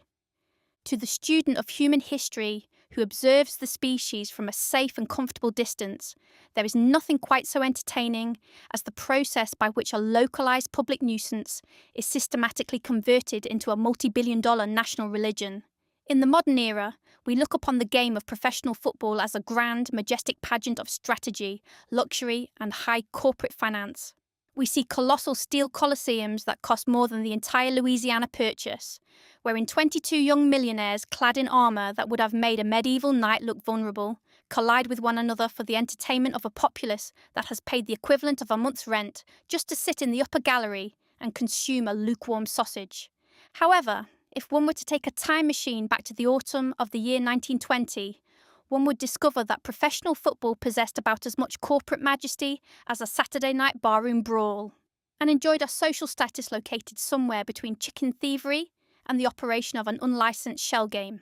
At that time, the only football that a respectable citizen would admit to watching was played by the pure, high-minded youths of the Ivy League colleges, young gentlemen of excellent lineage who ran about the grass of Yale, or Harvard, breaking their collarbones for the sheer, unvarnished glory of their institutions, or at least for the privilege of being looked at by the daughters of the local banking aristocracy. Professional football, on the other hand, was an entirely different sort of affliction. It was played by coal miners, steelworkers, and canal boatmen who had discovered that they could supplement their meagre weekly wages by allowing themselves to be kicked in the shins on Sunday afternoons by the inhabitants of a neighbouring town. The playing fields were usually abandoned fairgrounds, cow pastures, or baseball parks where the infield dirt had been baked by the summer sun into the consistency of an anvil. There were no grand stadiums, no radio broadcasts, and no medical staff beyond a local veterinarian who might be induced to look at a broken leg if he weren't too busy with a horse. The rules of the game were fluid, highly creative, and interpreted entirely by whoever happened to be the largest and most terrifying individual on the field. It was not uncommon for a team to arrive in a town, discover that the local referee was the brother-in-law of the opposing fullback, and realise that their only hope of achieving a touchdown lay in the literal decapitation of the entire defensive line. It was for the purpose of bringing some degree of order to this magnificent chaos that a small group of athletic entrepreneurs gathered on the 17th day of September in the year 1920. They did not meet in a grand hotel in New York, nor in a marble council chamber in Washington. They gathered in the city of Canton, Ohio, a community that was then chiefly famous for the manufacture of paving bricks and the production of watch cases. And their specific council chamber was the automobile showroom of Ralph Hay, the proprietor of the local Hupmobile dealership. Now, the Hupmobile was an internal combustion vehicle of the period which required a mechanical education to start, an act of faith to steer, and a considerable amount of physical courage to stop. It was a large, boxy contraption that looked like an oversized baby carriage that had been fitted with a boiler and a set of rubber tyres. Because the afternoon was uncommonly hot, and because Hay's showroom was not designed to accommodate a convention of professional athletic managers, there were not enough chairs to go around. Consequently, the founding fathers of modern professional football, men who would eventually be credited with inventing the greatest entertainment monopoly of the 20th century, were forced to conduct their historic deliberations while sitting on the running boards and fenders of the displayed Hupmobiles, dangling their legs over the polished floor and balancing buckets of cold beer between their knees. The assembly consisted of representatives from various small industrial towns of the Midwest, places like Akron, Dayton, Rock Island, and Decatur. These were men who understood the heavy manufacturing business far better than they understood the principles of sportsmanship. Among them was George Halas, a young man from Chicago who had recently taken charge of a football team sponsored by the A.E. Staley Starch Manufacturing Company of Decatur, Illinois. Halas was a person of immense energy and a financial vision that was remarkably sharp.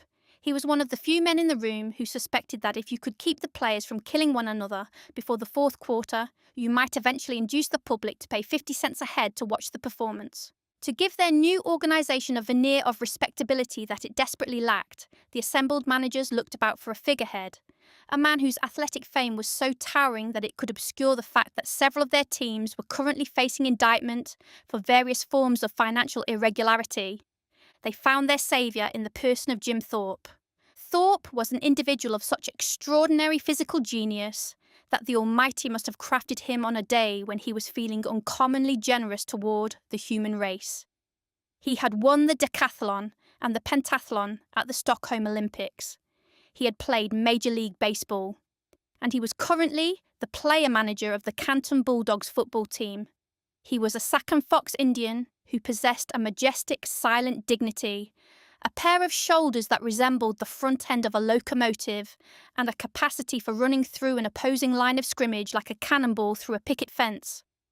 The managers unanimously elected Jim Thorpe as the first president of their new enterprise, which they chose to call the American Professional Football Association. It was a magnificent choice. Thorpe accepted the honour with his customary brevity, lit his pipe, sat back down on the fender of a Hupmobile, and did absolutely nothing else for the remainder of the afternoon, leaving the details of the organisation to the men who actually knew how to read and write. The chief business of the meeting was the establishment of a franchise fee, a financial barrier designed to ensure that only the most stable, reliable, and solvent organisations could gain admittance to the association. After a long and heated debate, during which several additional buckets of beer were consumed. The managers fixed the price of a franchise at the princely sum of $100.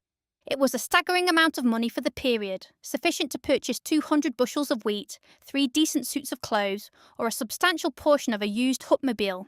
The comedy of the transaction, however, lies in the fact that not a single one of the gentlemen present actually possessed the $100, or at least none of them had any intention of parting with such a sum for the privilege of playing football in a cow pasture. They simply signed their names to a scrap of paper, shook hands, promised to pay the fee whenever the gate receipts from the upcoming season allowed it, and went home to look for some large youths who were willing to handle a leather ball in exchange for a steak dinner and a clean pair of socks. In fact, historical records indicate that the $100 fee was entirely an atmospheric hallucination. No one ever paid it, no one ever collected it, and the association began its life with a treasury that consisted of nothing but a few empty beer bottles and a considerable amount of optimism. Thus, without the benefit of a lawyer, a typewriter, or a single dollar of real capital, the organisation that would eventually become the National Football League was launched upon the world from the running board of a used car. The first season that followed was a masterpiece of administrative comedy. There was no regular schedule. A team simply challenged whoever happened to be within rail distance on a particular weekend. If the Decatur Staleys wanted to play the Rock Island Independents, George Hallis would send a telegram, buy his players a dozen railway tickets, and hope that the weather would be sufficiently clear to attract a crowd of steam fitters to the local park. The standings were calculated by a method that was entirely incomprehensible to any man who had not studied the higher branches of astrology, and the championship was eventually awarded to the Akron Pros, primarily because they had managed to complete their schedule without being arrested or lynched by their own patrons. Yet despite the absurdity of its birth, the meeting in Canton proved a fundamental truth about the American character. We are a people who love an organised spectacle, and we love it even more if it contains a substantial element of physical danger. Those industrial workers who spent 6 days a week repeating the same monotonous motions in a factory or a mine found a peculiar, spiritual release in watching 11 of their neighbours attempt to dismantle 11 gentlemen from the next county on a Sunday afternoon. It was the old, tribal warfare of the human race, regularised by a whistle, commercialised by a starch factory, and given a set of bylaws that nobody looked at. The year 1920 closed with the American Professional Football Association firmly established as a permanent part of the national landscape, though its founders would have been thoroughly astonished to learn that within a century, their $100 imaginary franchises would be valued at $5 billion apiece. It is a comforting thought that the grandest institutions of our civilization often begin in the most ridiculous manner possible. It gives a man hope that his own current foolishness may eventually be viewed by posterity as a stroke of historic genius, provided he remembers to conduct it in the vicinity of a good supply of cold beer and a reputable automobile showroom. Section 4. The World at a Crossroads. Chapter 10. The League of Nations First Meeting.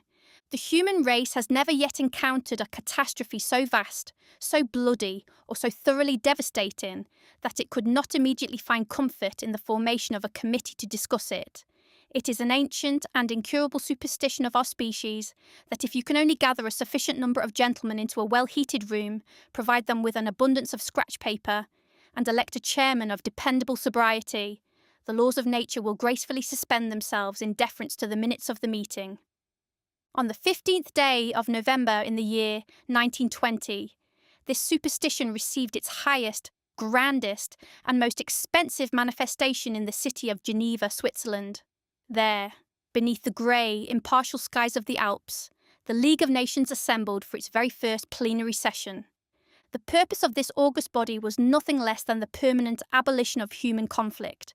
Having just spent 4 years murdering one another by the millions, with the degree of scientific efficiency that would have done credit to a Chicago slaughterhouse, the civilized powers of the earth had suddenly experienced a profound, overnight conversion to the principles of brotherly love. They had determined that henceforth, if two nations possessed a disagreement regarding a border, a tariff, or an insult to a flag, they would not resort to the vulgar arbitration of gunpowder. No, they would submit the matter to Geneva, where a collection of multilingual statesmen would pelt the offenders with an avalanche of paragraphs until they wept for mercy and signed a treaty. Now, the chief architect of this magnificent palace of peace was none other than our own president, Woodrow Wilson.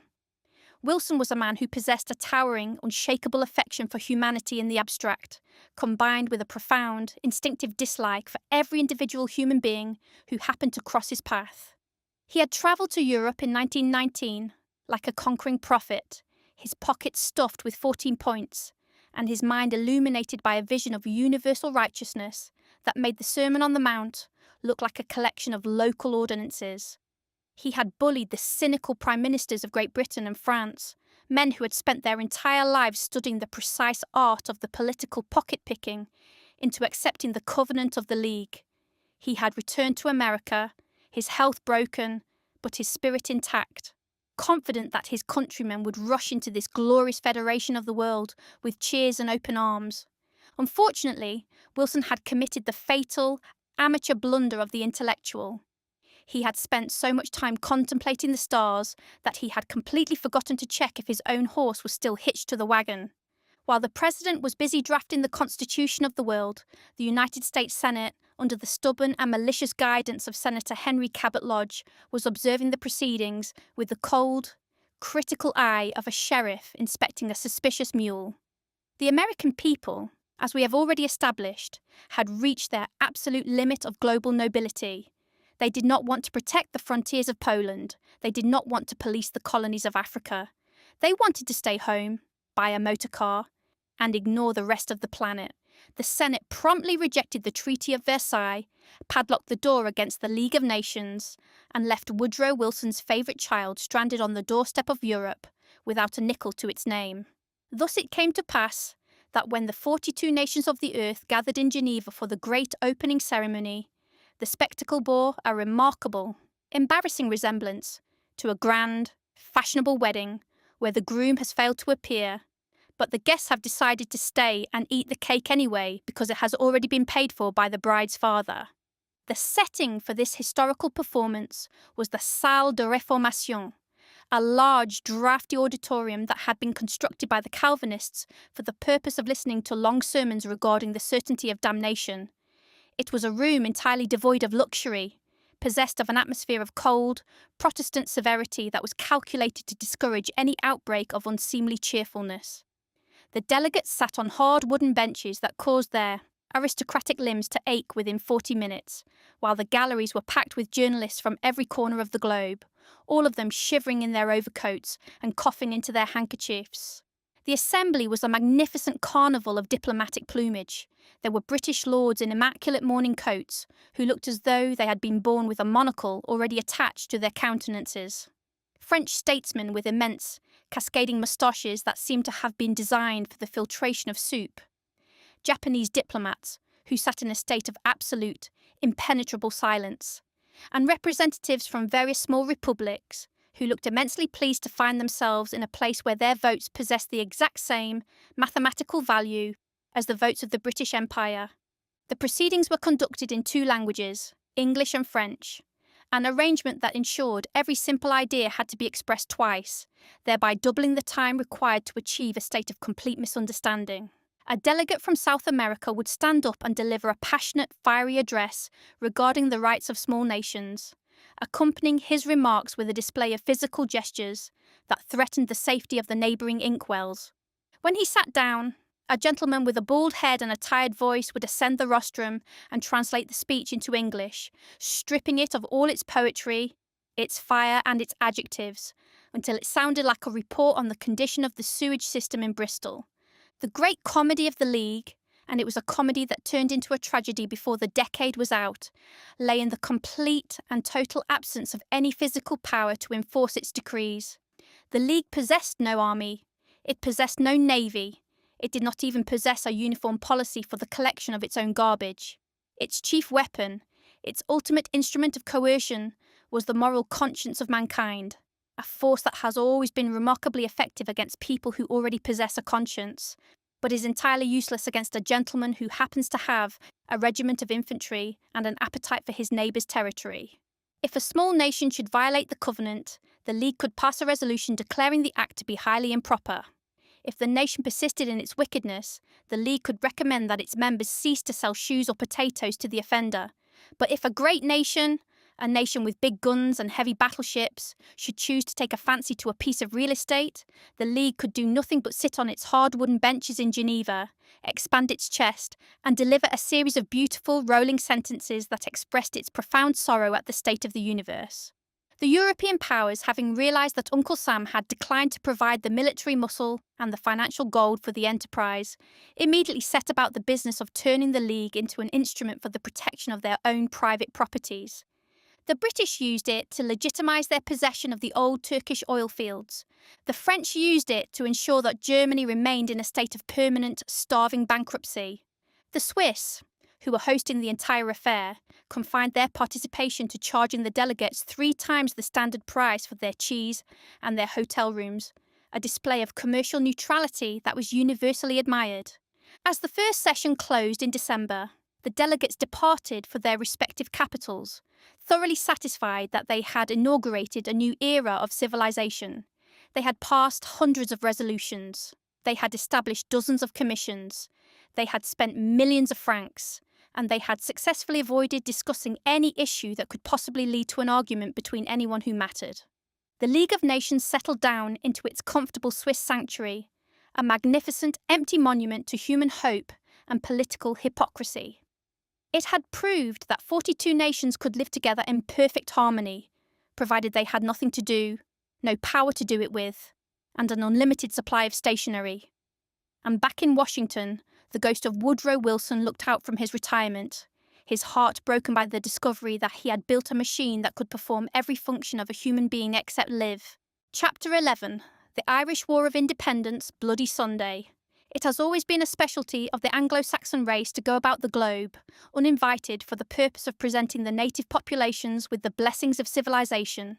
The British Empire in particular spent several centuries conducting this benevolent enterprise, knocking on the doors of various continents and informing the inhabitants that they were now the proud subjects of a distant monarch whose name they could not pronounce and whose geography they could not comprehend.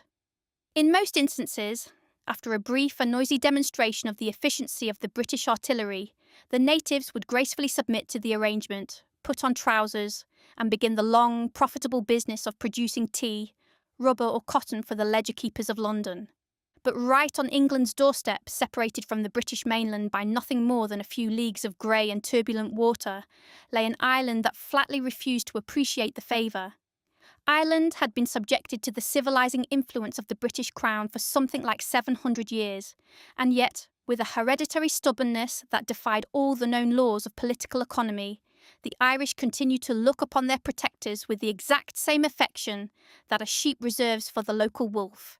They did not want the British Constitution, they did not want the English language, and they most assuredly did not want to pay rent to an absentee landlord who spent his life in a London club, wondering why the peasantry across the Irish Sea were so uncommonly ungrateful.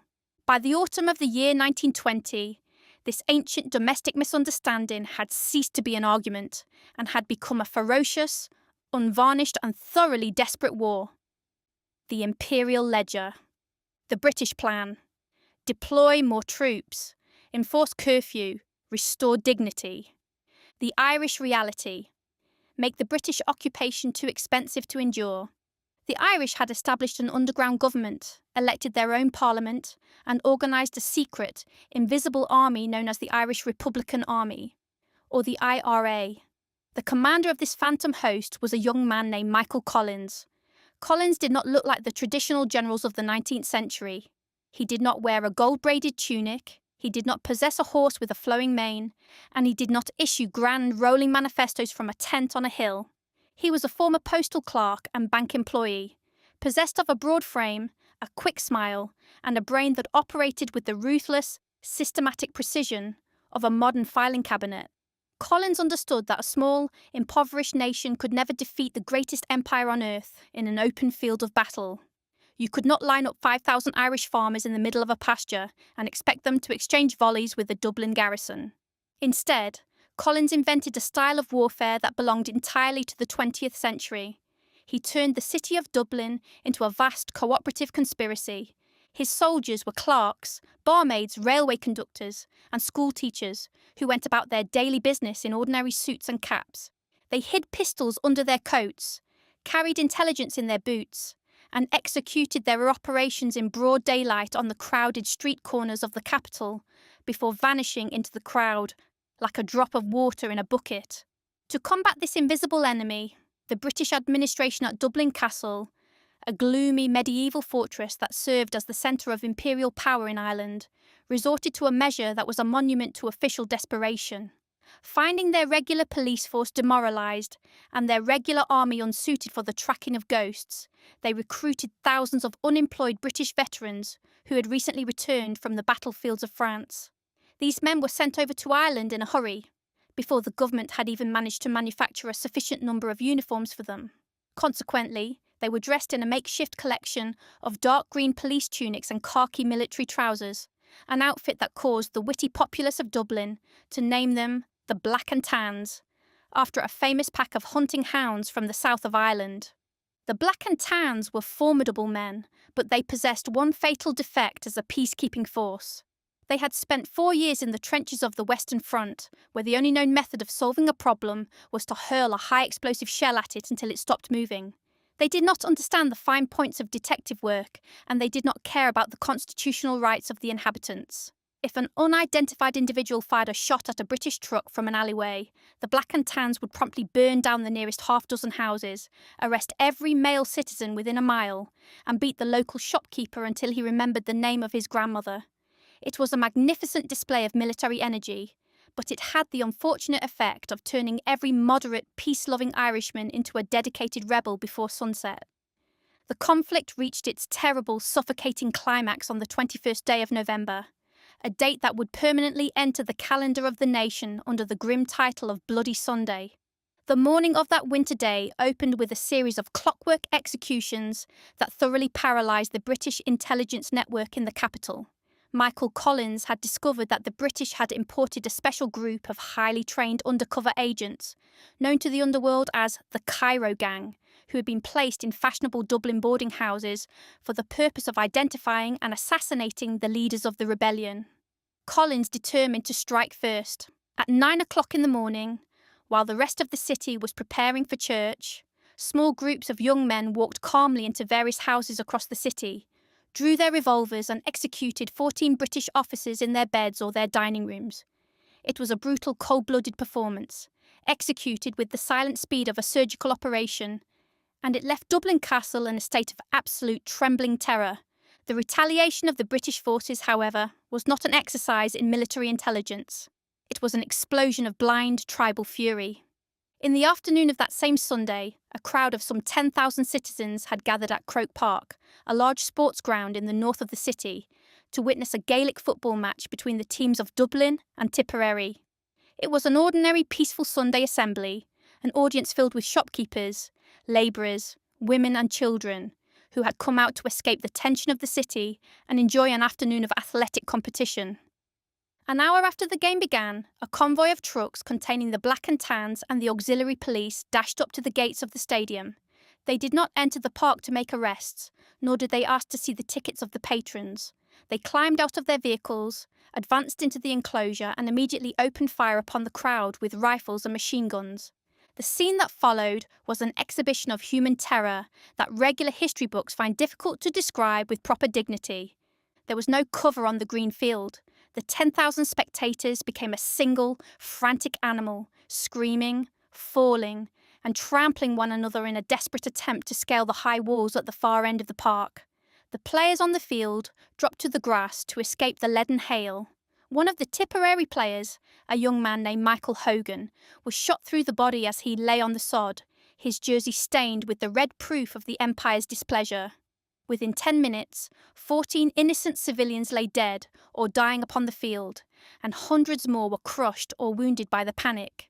The British government immediately issued an official bulletin declaring that their forces had been fired upon first by the crowd, an explanation that was received by the citizens of Dublin with that peculiar silent contempt that is far more dangerous to a government than an open riot. Nobody believed the bulletin. Even the editors of the London newspapers looked upon the performance at Croke Park with a sense of profound shame, recognising that you cannot easily convince the civilised world that you are the champions of liberty when your principal military achievement of the season consists of shooting a football player in the middle of a match. The tragedy of Bloody Sunday did not end the war. It merely ensured that the war could only end in one possible way. It broke the moral authority of the British Empire in Ireland forever. A government may survive its own corruption. It may survive its own stupidity. It may even survive a financial bankruptcy that reduces its citizens to a diet of turnips. But it cannot long survive a spectacle wherein its own soldiers must hide behind machine guns to protect themselves from an audience at an athletic event. By the close of the year 1920, the ledger keepers of Downing Street were beginning to look at the Irish account with an expression of intense financial melancholy. They were spending millions of pounds a month to maintain an army of 60,000 troops on the island. Their police force was living in sandbagged barracks like a garrison in an enemy country. And their international reputation was being torn to tatters by every journalist from New York to Berlin. Michael Collins and his invisible army had not driven the British into the sea, but they had accomplished something far more effective. They had made the cost of staying in Ireland entirely too high for a nation that had just spent its last shilling on the Western Front. The ancient empire had finally met a people whose desire to govern themselves was entirely equal to England's desire to govern everyone else. And facing that immovable obstacle, the machinery of imperialism began, for the very first time, to creak, groan, and look about for an honourable method of retreating from the field. Chapter 12. The Miracle at the Vistula. There is no occupation on the face of the earth that requires a more robust capacity for self-delusion than that of the political prophet. For centuries, these gentlemen have sat in their comfortable libraries, surrounded by heavy volumes of economic theory and looking out upon the world with the serene conviction that humanity is a simple, logical mechanism that can be easily guided by the application of a few well-constructed paragraphs. They draw maps, they project trends, and they announce to the public that on a specific Tuesday in the coming century, the old order will gracefully dissolve and a magnificent new era of universal harmony will begin. Scarcely 3 years prior to the events of our present narrative, a group of determined gentlemen in Russia had put one of these grand prophecies to the test. Armed with the intricate doctrines of Karl Marx, a philosopher who spent his life writing about the nobility of manual labour while surviving entirely upon the charity of his friends and the patience of his tradesmen, they had overthrown the Russian Empire. They had declared the birth of a workers' paradise wherein the private ownership of property was abolished. Every citizen was transformed into a comrade, and the ancient, untidy business of supply and demand was replaced by the majestic supervision of a central committee in Moscow. But the chief defect of a paradise engineered by a central committee is that its creators are rarely satisfied with keeping it to themselves. It is a universal law of human vanity that if a man discovers a new religion, a new patent medicine, or a new method of organising a government, he cannot rest until he has forced his neighbours to swallow it at the point of a bayonet. Vladimir Lenin and Leon Trotsky looked out from the Kremlin and concluded that the Russian Revolution was merely the first act in a global melodrama. The entirety of Western Europe, exhausted by the Great War, starving and thoroughly demoralised, was ripe for conversion. They determined to export their paradise westward. The Bolshevik intent. The vision. We shall march through Poland, ignite the German workers, and turn the entire continent into a single, glorious Soviet. The friction. A river, a moustache, and a population that thoroughly disliked being told what to do. There was, however, a small geographical inconvenience standing squarely in the path of this glorious procession, and that inconvenience was the Republic of Poland.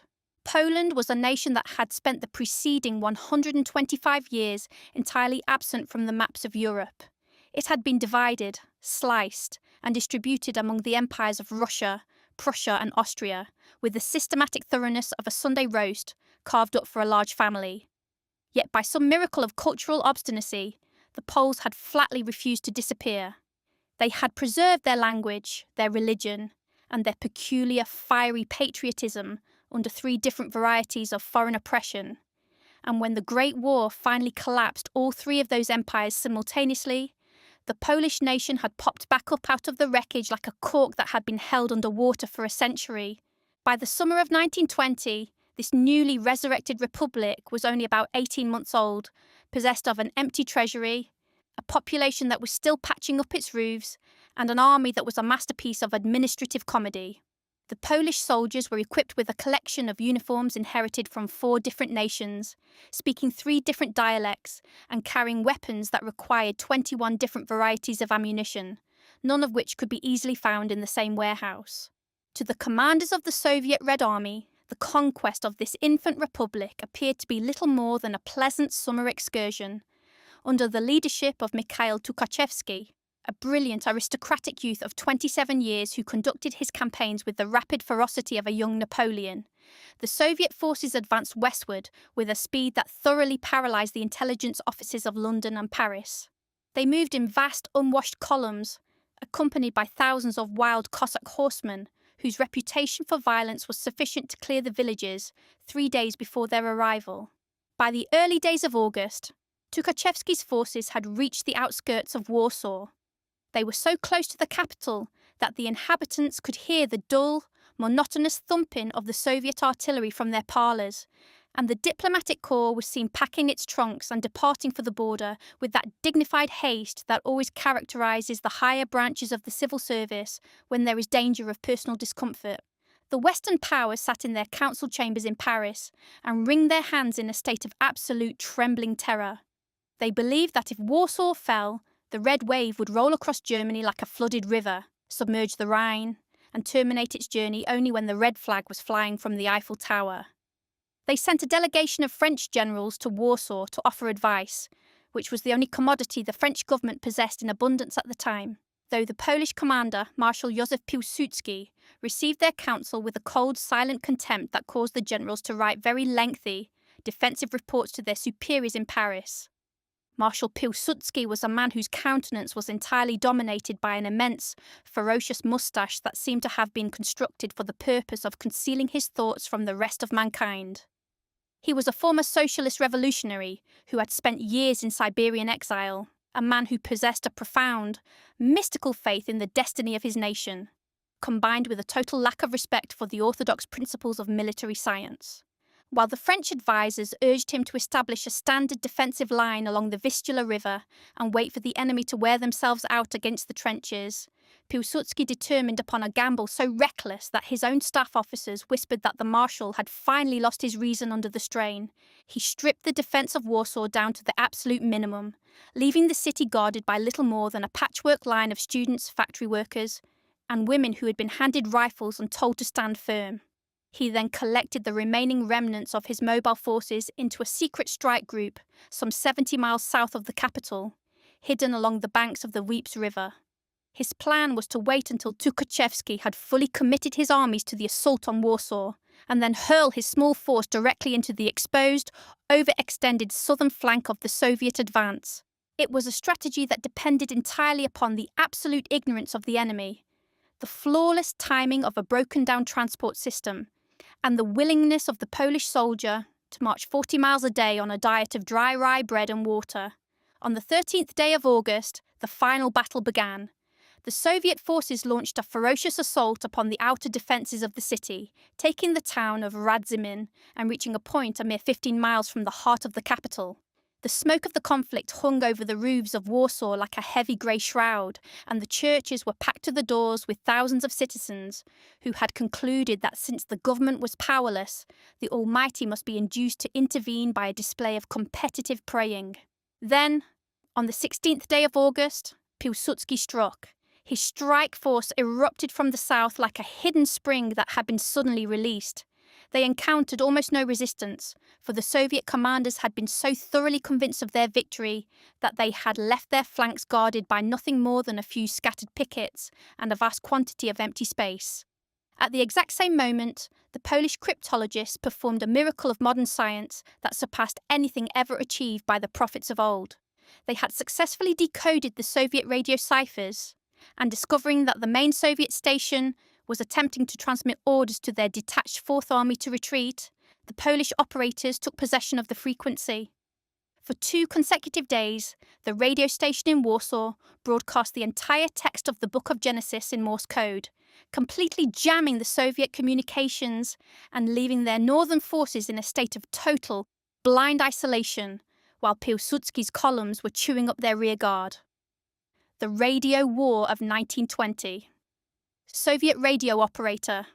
requesting urgent orders for the Fourth Army. Polish radio operator. In the beginning, God created the heaven and the earth.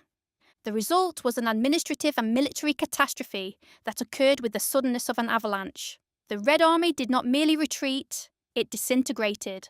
Within 48 hours, those vast, triumphant columns that had expected to march into Germany were fleeing eastward in a state of absolute panic-stricken confusion, leaving behind their artillery, their supply wagons, and their grand translations of Karl Marx.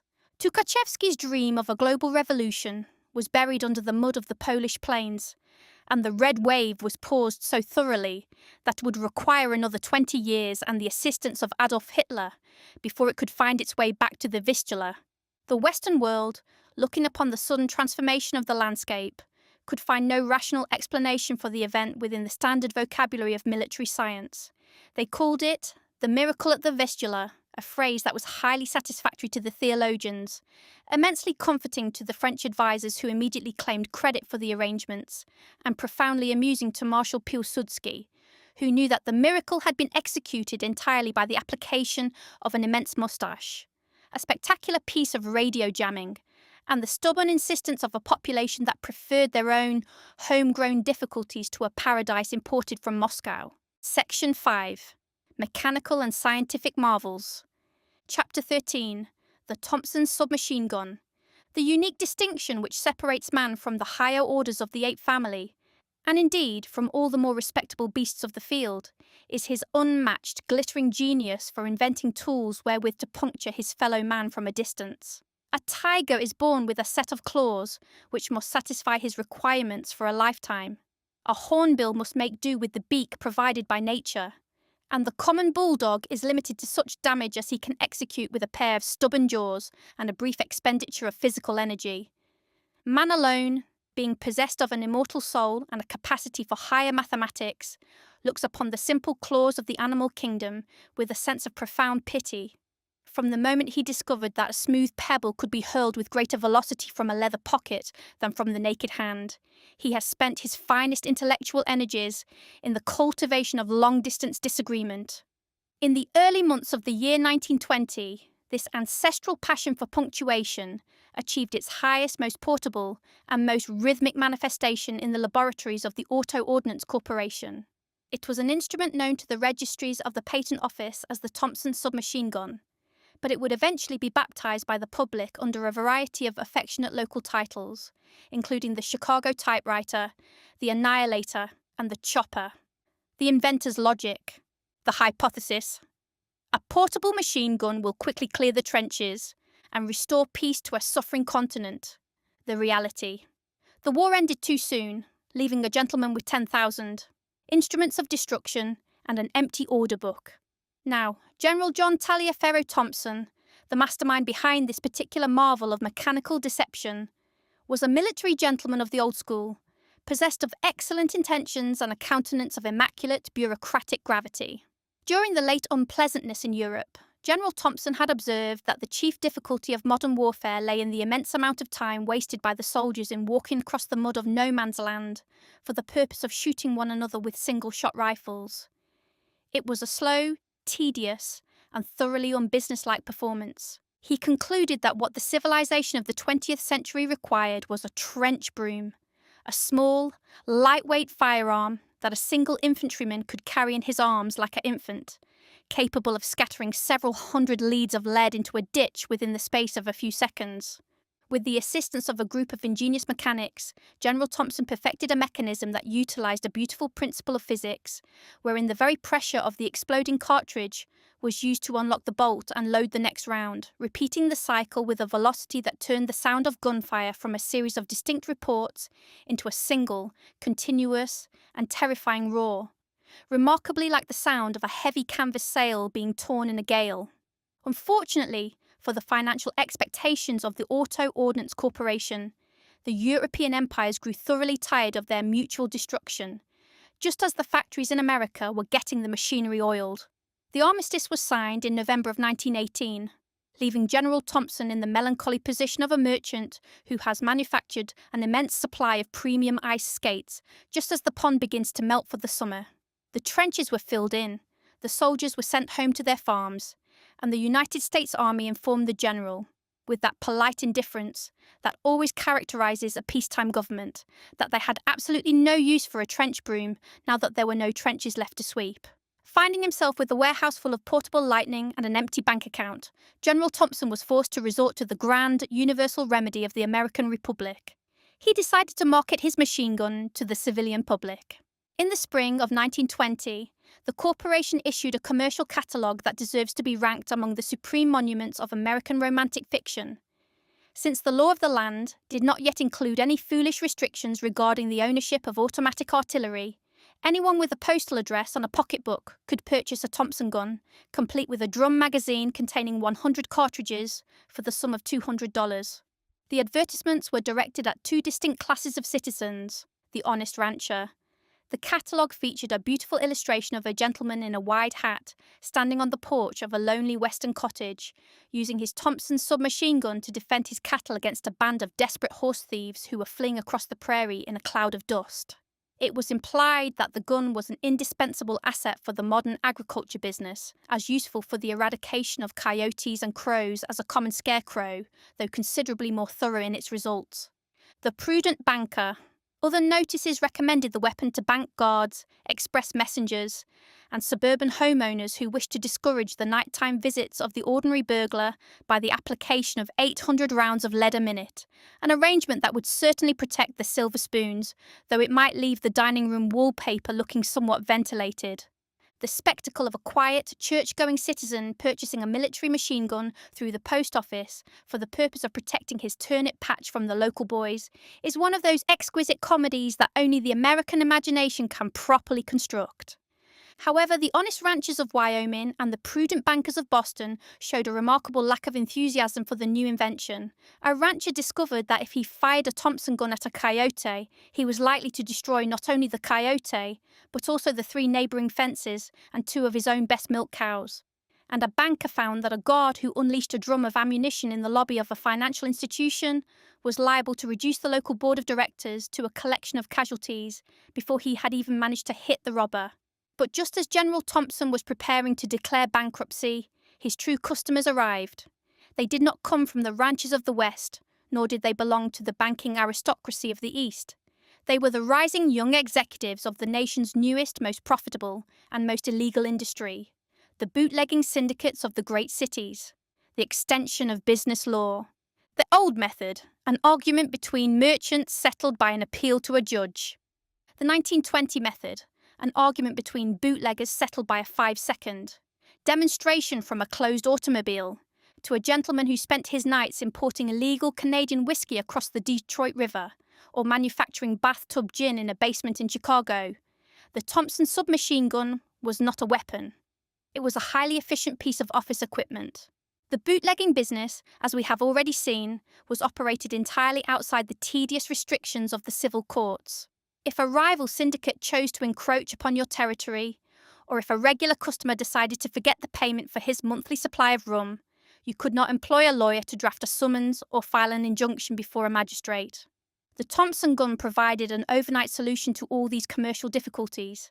It was small enough to be hidden beneath a long overcoat. It could be carried in a standard leather case originally manufactured for a violin, an arrangement that caused many a citizen to look upon a travelling musician with a sudden, trembling respect. And it could be fired from the window of a moving automobile with a degree of accuracy that made the traditional double-barrel shotgun look like an antique. Within a few months of its civilian debut, the rhythmic chatter of the Chicago typewriter became a familiar part of the municipal music of the Republic. It revolutionized the art of political debate in our major cities, turned the traditional gang war into a branch of heavy industry, and taught the American police force that if they wished to maintain their authority, they would have to lay down their wooden clubs and buy a few typewriters of their own. Thus, the year 1920 closed with General Thompson's invention firmly established as the definitive symbol of the new decade. He had set out to create an instrument that would bring peace to Europe by the rapid termination of a war.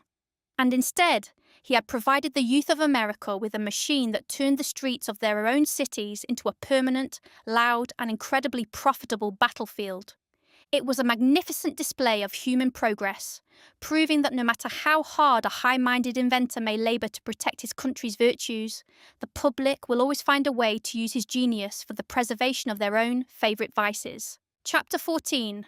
The first transcontinental airmail. The postal department of a civilized government is an institution that has always been peculiarly susceptible to the romantic delusion that a piece of paper can be moved from one side of a continent to the other too quickly. For generations, the American public was entirely satisfied if a letter from their aunt in Boston arrived in San Francisco within 3 or 4 weeks, provided the document had survived the attentions of the Red Indians, the highwaymen, and the natural negligence of the railway clerks. If the aunt was merely writing to say that her rheumatism was worse, or that the cat had given birth to 5 tortoise-shell kittens, the intelligence was of no more urgency when it reached the Pacific than if it had been engraved upon a Babylonian brick and delivered by a mule.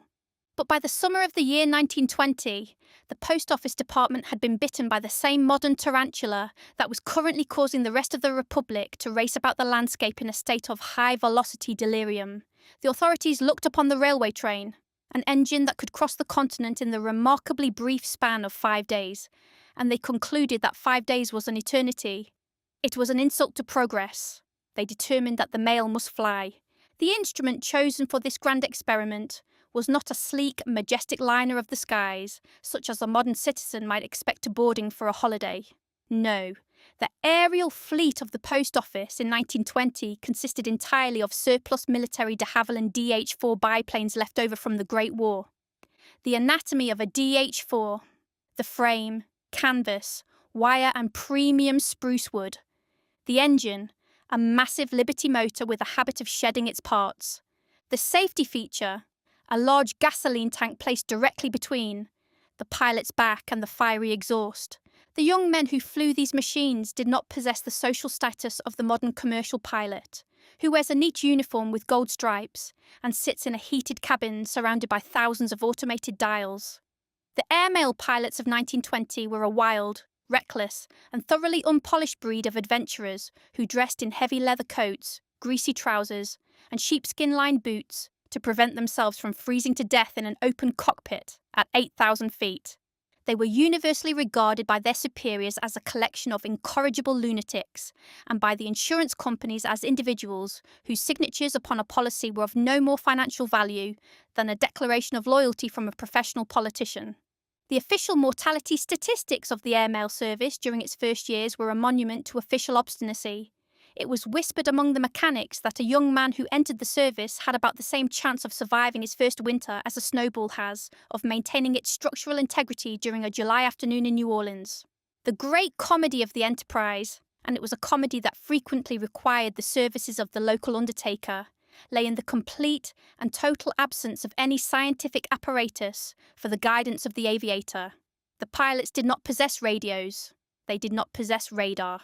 They did not even possess a dependable compass that would not spin about like a crazy beetle whenever the engine was turned on.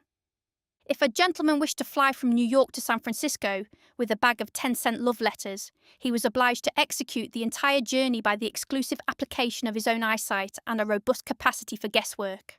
They called it contact flying, which meant that the pilot had to maintain visual contact with the earth at all times, an arrangement that worked beautifully provided the sky was as clear as a mirror, but became an exercise in blind suicide the moment a cloud or a bank of fog descended upon the landscape. To find their way across the 3,000 miles of mountains, forests and prairies that separated the two oceans, the airmail pilots invented a system of navigation that belonged entirely to the realm of comic opera. They followed what they affectionately termed the iron compass, which was nothing more than the tracks of the transcontinental railroads. If a pilot rose out of Long Island, he would look down until he discovered the steel rails of the Pennsylvania Railroad, and he would follow those rails westward with the fidelity of a hound following a rabbit. When he reached Chicago, he would pick up the tracks of the Burlington line and follow them across the plains until he encountered the Union Pacific tracks in Nebraska. This was an admirable strategy, but it required the pilot to fly so close to the earth that he was frequently exposed to dangers that the inventors of the airplane had never anticipated. In moments of low cloud or heavy snow, An airmail pilot would lower his machine until he was skimming along a mere 30 feet above the telegraph poles, reading the names painted on the sides of the small-town railway stations to determine whether he had reached Iowa or was currently lost in Illinois.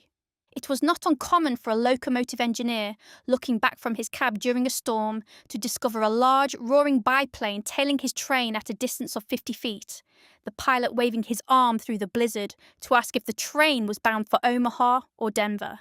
The pilot's roadmap. The instruction: fly west until you see the big red barn with the advertisement for chewing tobacco painted on the roof.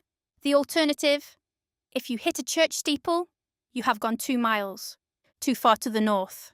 Furthermore, the pilots were dependent upon the local geography for their landmarks. Every aviator possessed a private notebook filled with descriptions of individual farms, peculiar rock formations, and municipal structures that had to be recognized if he wished to avoid crashing into a hill.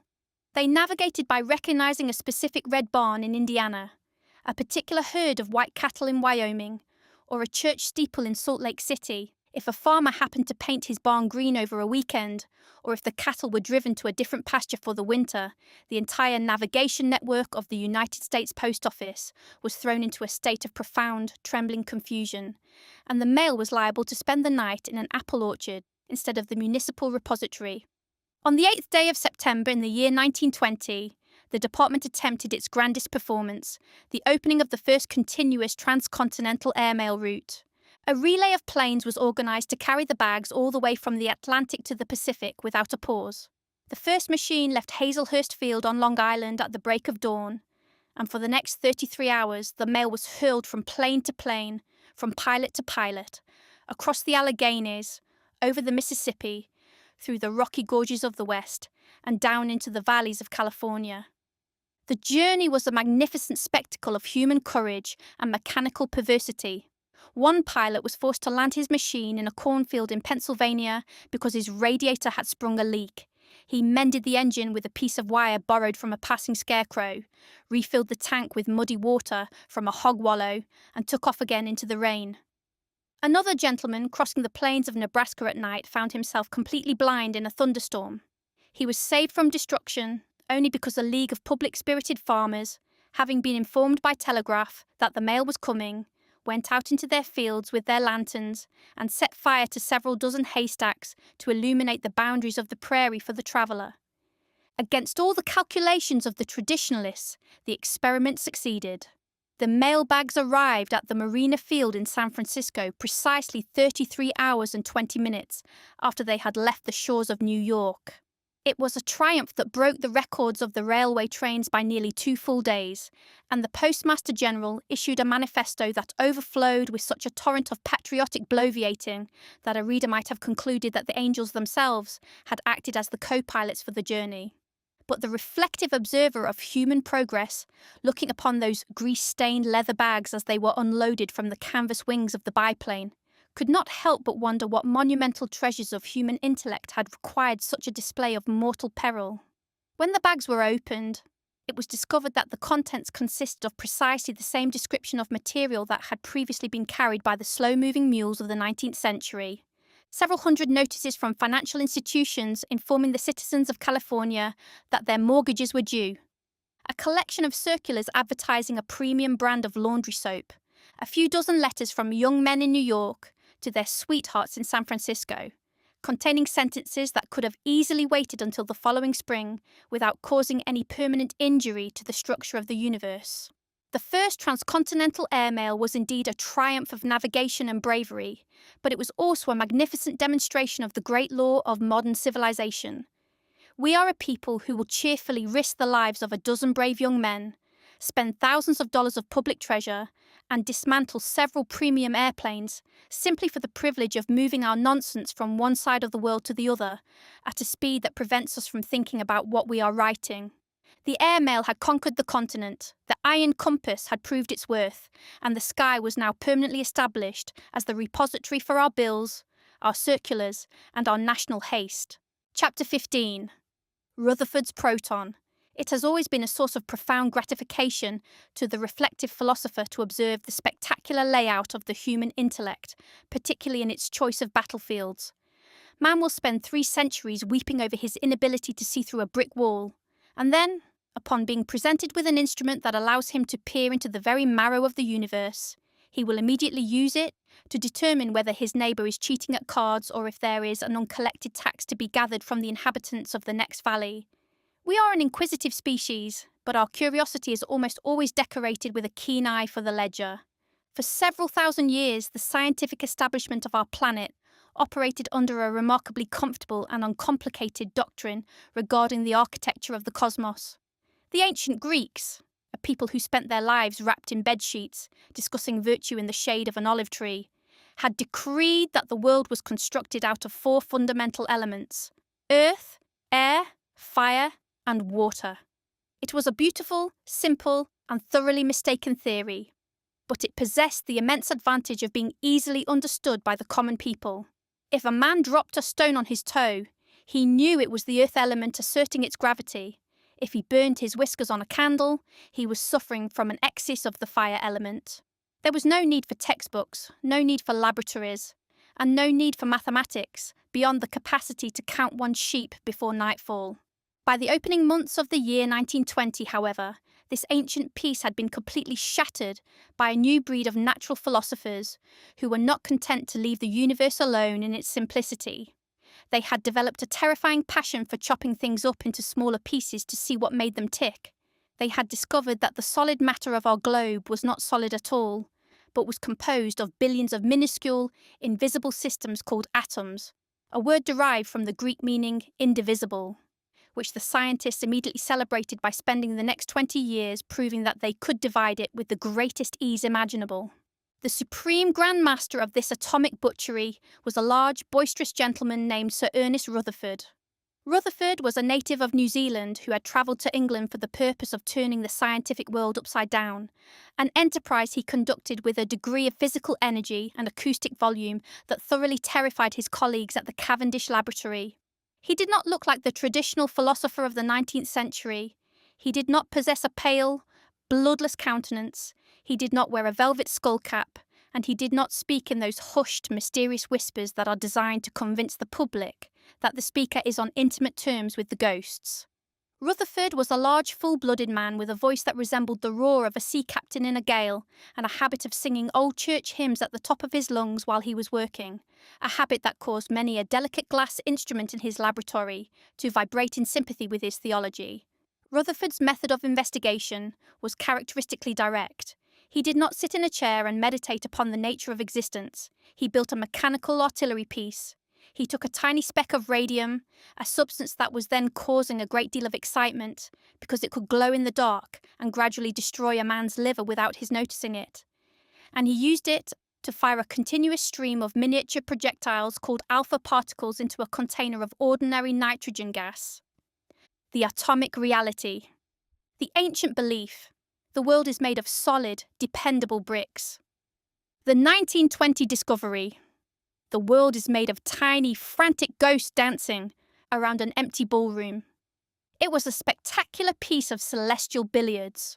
For months, Rutherford sat in the dark, staring through a microscope at a zinc sulfide screen, watching for the tiny, microscopic flashes of light that occurred whenever an alpha particle struck a target. Most of the projectiles passed straight through the gas as if there were nothing there, proving that the solid air we breathe is mostly composed of an immense and terrifying vacuum. But every now and then, out of several thousand shots, a particle would collide squarely with the nucleus of a nitrogen atom, and when it did, a new variety of particle would come flying out of the wreckage, with a velocity that defied all the established laws of physics. By analysing these atomic casualties, Rutherford arrived at a conclusion that shook the foundations of human thought. He realised that these fragments being knocked out of the nitrogen were actually the nuclei of hydrogen atoms, the simplest, lightest element in the known universe. He had succeeded in doing what the old alchemists had spent their lives failing to achieve. He had changed one element into another by the simple application of mechanical violence. He had cracked the fortress of the nucleus, and inside, he had discovered the primary building block of all creation. In the late summer of 1920, at a meeting of the British Association for the Advancement of Science, Rutherford gave this fundamental particle its official name. He called it the proton, from the Greek word meaning first. The announcement was received by the intellectual centres of the world with a state of absolute trembling enthusiasm. The philosophers declared that humanity had finally figured out what the universe was made of.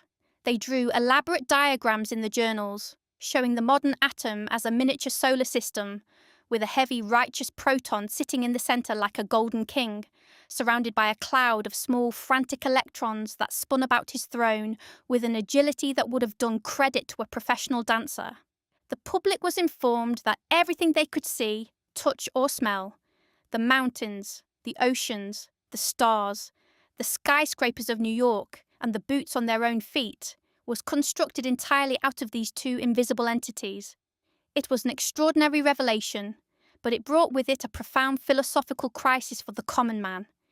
If a dining room table was not a solid piece of mahogany, but was merely a collection of billions of empty spaces populated by a few frantic protons and electrons dancing around one another at the speed of light, why did it hurt so much when a gentleman struck his shin against the leg of it while searching for his slippers in the dark? However, the great irony of the year 1920, and it was a comedy that provided the truest index of human limitation, lay in the spectacular contrast between our knowledge of the stars and our management of our own kitchens. While the finest intellects of the century were busy measuring the weight of an invisible proton to the 10th decimal place, the mechanical geniuses of the Republic were still entirely unable to construct a simple electric toaster that could handle a piece of bread without turning it into a monument of charcoal. The spectrum of human ingenuity. The achievement. We can split the atom and name the building blocks of the sun. The failure. We cannot toast a piece of rye bread without attracting the attention of the municipal fire department. The electric toaster of the period was a small, wire-caged engine of destruction that had recently been introduced to the American home as a symbol of the modern era. It did not possess a clockwork timer, it did not possess a pop-up mechanism, and it did not possess any automatic method for regulating the temperature of its coils. It was an instrument designed for the cultivation of domestic vigilance. To achieve a piece of toasted bread, a housewife was obliged to place the slice into the wire contraption, turn on the current, and then stand over the machine with the absolute unblinking intensity of a hawk watching a field mouse. If she looked away for a fraction of a second, to check on the baby, to answer the telephone, or to ensure that her husband's bootleg gin distillery in the basement had not developed a leak, the coils would instantly rise to a heat that rivaled the interior of a volcano. The bread would not brown. It would ignite. Within 3 minutes, the kitchen would be filled with a heavy, pungent smoke that could remove the varnish from the ceiling, and the family would be forced to breakfast upon a substance that possessed the texture and the flavour of an old shoe heel. This was the true condition of the human race in the autumn of 1920. We had successfully conquered the invisible boundaries of the atom. We had deciphered the music of the spheres. We had given a Greek name to the primary force of the cosmos. And we were currently sitting in our suspenders, eating burned toast in a kitchen that smelled of turpentine. It was a magnificent demonstration of our progress, proving that no matter how far we may stretch the lines of our science into the heavens, we are destined to remain forever at the mercy of our own plumbing, our own cookery, and our own inherent incapacity to manage the simple machinery of daily life without causing a minor catastrophe before noon. Section 6. The Arts and the Absurd. There is a venerable and unalterable law in the economy of human generations which decrees that the primary sacred obligation of youth is to thoroughly terrify its elders. If a boy cannot cause his father to stroke his beard in deep, gloomy contemplation regarding the future of the race, or if a girl cannot induce her grandmother to suffer a minor spell of palpitation over the dinner table, that youth must be regarded as a dismal failure, entirely lacking in proper ancestral pride. For several thousand years, this generational warfare was conducted with a reasonable degree of moderation, limited chiefly to the smoking of surreptitious corn silk behind the barn, the reading of forbidden romances by the light of a tallow dip, or the occasional exhibition of a radical opinion regarding the necessity of attending church on a rainy Sunday. But in the summer of the year 1920, the young womanhood of the American Republic abandoned these old, slow-moving methods of domestic irritation. They did not settle for a quiet rebellion of the mind. They walked into the parlour, picked up a pair of heavy shears and cut the 20th century loose from its moorings by the simple, unstoppable application of dressmaking and barbering. The architectural shift, the 1890 ideal, a majestic monument bound in whalebone and heavy velvet. The 1920 reality, a frantic, lightweight creature travelling at 30 miles, an hour in a motorised runabout. To appreciate the sheer revolutionary magnitude of this transformation, one must first contemplate that grand, outmoded masterpiece of domestic engineering known as the Gibson Girl. For 30 years, this creature had reigned as the absolute, undisputed ideal of American femininity. She was a majestic, towering phenomenon, constructed along the lines of a premium piece of Victorian upholstery. Her hair was piled high upon her crown in an immense, billowing fortress of curls that required several dozen metal hairpins and a considerable amount of structural look to survive a brisk breeze. Her body was squeezed, bolted, and laced into a corset constructed of premium canvas and whalebone, an instrument of torture designed by the collective malice of the medical profession to compress her internal organs into a space no larger than a common teacup. Above this engine of confinement, she wore yards of heavy velvet, silk and crinoline that trailed along the carpets, collecting the dust of the streets and ensuring that if she wished to cross a muddy turnpike, she was obliged to hoist her drapery with the frantic care of a captain managing a sailing ship in a gale. The Gibson Girl was a sedentary monument. She did not run, for her corset did not permit the expansion of the lungs. She did not dance, beyond a stately glacial turn around a ballroom. And she did not express any opinions that could not be easily managed by a soft sigh or a graceful flutter of a lace handkerchief. She was precisely what the 19th century male required, a beautiful, silent, and entirely stationary object that could be reliably found exactly where he had left her the previous Tuesday. But by the autumn of 1920, this architectural masterpiece was dead, buried under a mountain of discarded petticoats and severed tresses. In her place rose the flapper.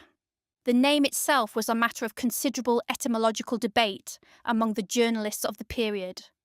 Some asserted it derived from the young birds of the marshlands that flap their wings in a clumsy, ridiculous attempt to fly before they have attained their proper plumage. Others claimed it referred to the newly introduced rubber galoshes which the young ladies flatly refused to buckle, causing the footwear to make a sharp, rhythmic flap, flap, flap against the concrete pavement as they walked down the avenue. Whichever theory a gentleman chose to adopt, the reality of the creature was an absolute shivering shock to the custodians of public morality. The great shearing. The first line of battle was drawn in the neighbourhood barber shop. For centuries, a woman's hair had been regarded as her crowning glory, a sacred possession that was never to be cut from the head unless she had been struck down by a severe case of typhus or was entering a nunnery of the most austere description. In 1920, thousands of young girls marched into the establishments of the local barbers, sanctuaries that had previously been reserved for the shaving of men and the discussion of horse racing, and ordered the astonished tradesmen to chop their hair off within 2 inches of the scalp. They called it the bob. It was a clean, boyish cut that left the ears exposed to the public view, a display of anatomical frankness that caused many a traditional father to look upon his daughter as if she had suddenly grown a pair of horns. The shrinking fabric. Simultaneously, the hemlines of the nation began a steady, northward migration that defied all the established laws of gravity and tailoring. Skirts that had for generations brushed the tops of the shoes were suddenly shortened to the ankle, then to the shin, until by the end of 1920, the American public was treated to the unprecedented, terrifying spectacle of a woman's knee joint in broad daylight. The destruction of the fort. The corset was flung into the ash can.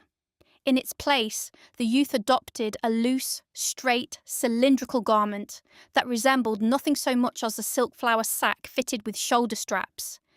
It was a costume designed for locomotion, a dress that allowed a girl to climb into an automobile without assistance, swing a tennis racket, or engage in those frantic acrobatic dances that were currently turning the night sanctuaries of the cities into a branch of gymnastics. The moral panic that followed this transformation was a magnificent exhibition of human futility.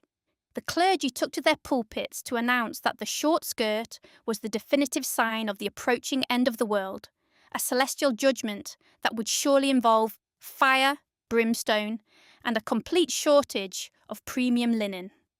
Legislators in various states, gentlemen whose own characters, as we have seen, were currently being nourished on bootleg whiskey, sat down at their desks to introduce bills forbidding any woman from appearing in public with a dress that rose more than 3 inches above the ankle, under penalty of a fine and 30 days in the county jail. One worthy magistrate in Ohio declared that the bobbed hair was a direct violation of the epistles of St. Paul, and asserted that a girl who cut her hair was practically inviting the devil to take up residence in her parlour. But the young ladies did not care about St. Paul, and they did not care about the legislature.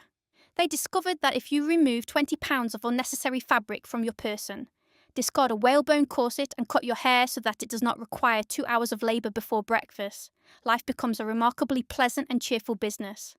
They began to apply paint to their faces, not with the cautious secrecy of the older generation, who used a little pink powder while pretending they had merely been walking in the fresh air, but with a bold, artistic ferocity, colouring their lips a deep dramatic crimson and darkening their eyes until they resembled a collection of charming, nocturnal bandits. They took up the smoking of cigarettes in public places, holding the paper tubes between their fingers with an agility that left the older generation of matrons in a state of speechlessness. They drank their gin rickeys out of teacups in the speakeasies. They drove their boyfriends' motorcars through the parks at 40 miles an hour, and when they danced the Charleston or the shimmy, they shook their shoulders and kicked their heels with a joy that seemed to say to the 19th century, "You have spent 70 years telling us to be patient, and we have decided to be loud instead." The birth of the flapper in 1920 was more than a change in the fashion catalogues. It was a profound, irreversible declaration of independence executed by the youth of the Republic. The old-world ideal of womanhood as a quiet, sedentary ornament to be protected from the realities of existence was dead, buried under a mountain of discarded hairpins. The flapper had arrived, and though her dress was short, her hair was brief, and her conversation was remarkably lacking in those formal, grammatical pomposities that her grandmother had admired, she possessed a resilience and a freedom that changed the geography of the continent forever. She had proved that if the world was going to be modern, it was going to have to run fast enough to keep up with her unbuckled galoshes, and the old world, recognising its defeat, could do nothing but pull its spectacles down upon its nose, groan, and go to bed. Chapter 17. F. Scott Fitzgerald, This Side of Paradise. It is an ancient and indestructible delusion of every fresh generation of the human family that they are the very first individuals who have ever successfully discovered the existence of romance, the taste of intoxicating liquors, or the profound, tragic beauty of their own disillusionment. A young man of 20 years looks out upon the world and concludes, with a symmetry of logic that is entirely beautiful to observe, that all the millions of human beings who preceded him through the centuries were nothing more than a collection of bloodless wooden effigies who spent their days in a state of continuous, frosty propriety, entirely unacquainted with the grand, stormy passions that are currently rattling the windows of his own soul. He believes that his grandparents were born at the age of 50, wearing spectacles and holding a hymn book, and that the history of human emotion did not truly begin until he himself was admitted to the freshman class at the university. For the first 2 decades of the 20th century, the literature of our republic did everything it could to encourage this comfortable superstition. The novels that loaded the counters of our bookshops were high-minded, well-scrubbed, and suffocatingly respectable compositions, engineered by elderly moralists who believed that the primary purpose of a story was to provide the reader with a premium example of the rewards of industry and the certainty of a virtuous old age. The characters in these volumes were standard, interchangeable models. The young hero was a youth of iron muscle and stainless character, who worked 14 hours a day in a shipping office, never used profanity, and looked upon a young lady with the distant, reverent awe that a collector reserves for a rare piece of porcelain. The heroine was a creature of such immaculate purity that she appeared to subsist entirely upon fresh air and good advice, and whose grandest exhibition of passion consisted of a modest blush when the hero requested permission to speak with her father regarding the condition of his bank account. But in the late spring of the year 1920, a young gentleman from the state of Minnesota walked into the editorial offices of Charles Scribner's Sons in New York and dropped a literary dynamite charge upon this garden of domestic platitudes. His name was Francis Scott Key Fitzgerald, though he chose to discard the patriotic middle flourishes for the purpose of trade, presenting himself to the public under the lean, aristocratic designation of F. Scott Fitzgerald. He was a youth of 23 years, possessed of a face so uncommonly handsome that it caused the young ladies of Manhattan to stop dead in their tracks on the sidewalk, a pair of eyes that seemed to be permanently illuminated by the reflection of some distant and magnificent carnival, and a head of golden hair that was parted squarely in the middle with a mathematical precision that would have done credit to an engineering professor. The Literary Transformation. The Old School, a 3-volume sermon regarding the virtues of thrift. The New School, a 300-page declaration that the youth are sad, beautiful, and thoroughly fond of gin. The background of this young man was a perfect preparation for the business of chronicling an age of absurdity. He had attended Princeton University, an institution of higher learning in New Jersey, where he spent 3 years neglecting his chemistry lectures, failing his Latin examinations, and devoting his finest intellectual energies to the composition of lyrics for the college musical comedies and the study of the precise social distinctions that separated the wealthy youths of New York from the less fortunate inhabitants of the provinces.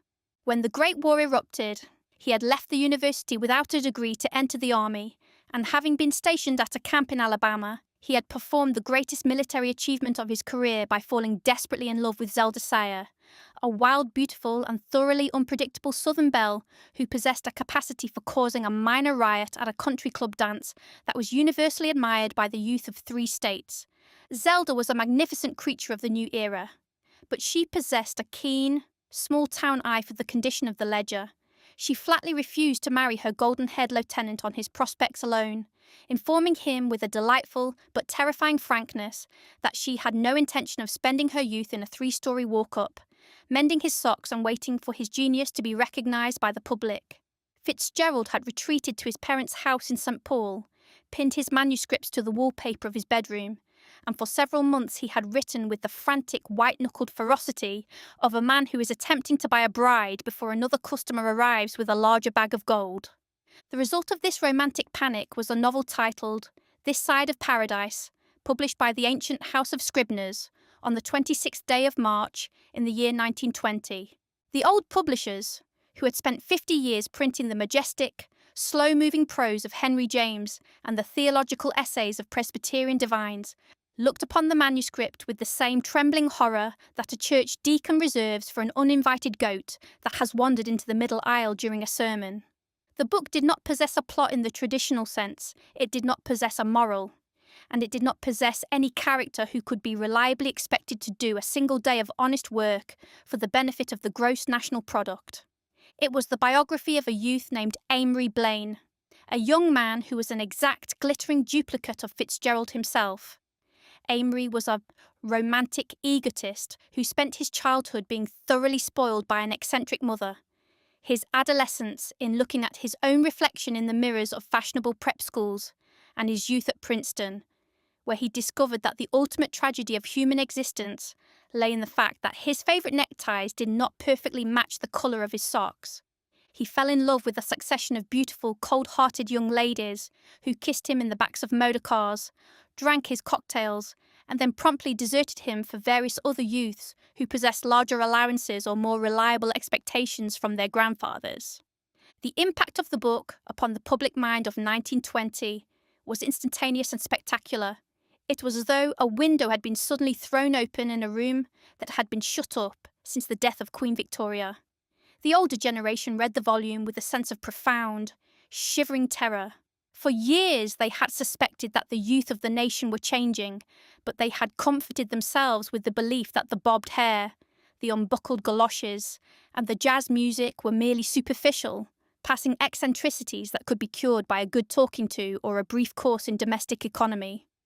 Now, out of the mouth of one of the rebels themselves came the cold, hard truth.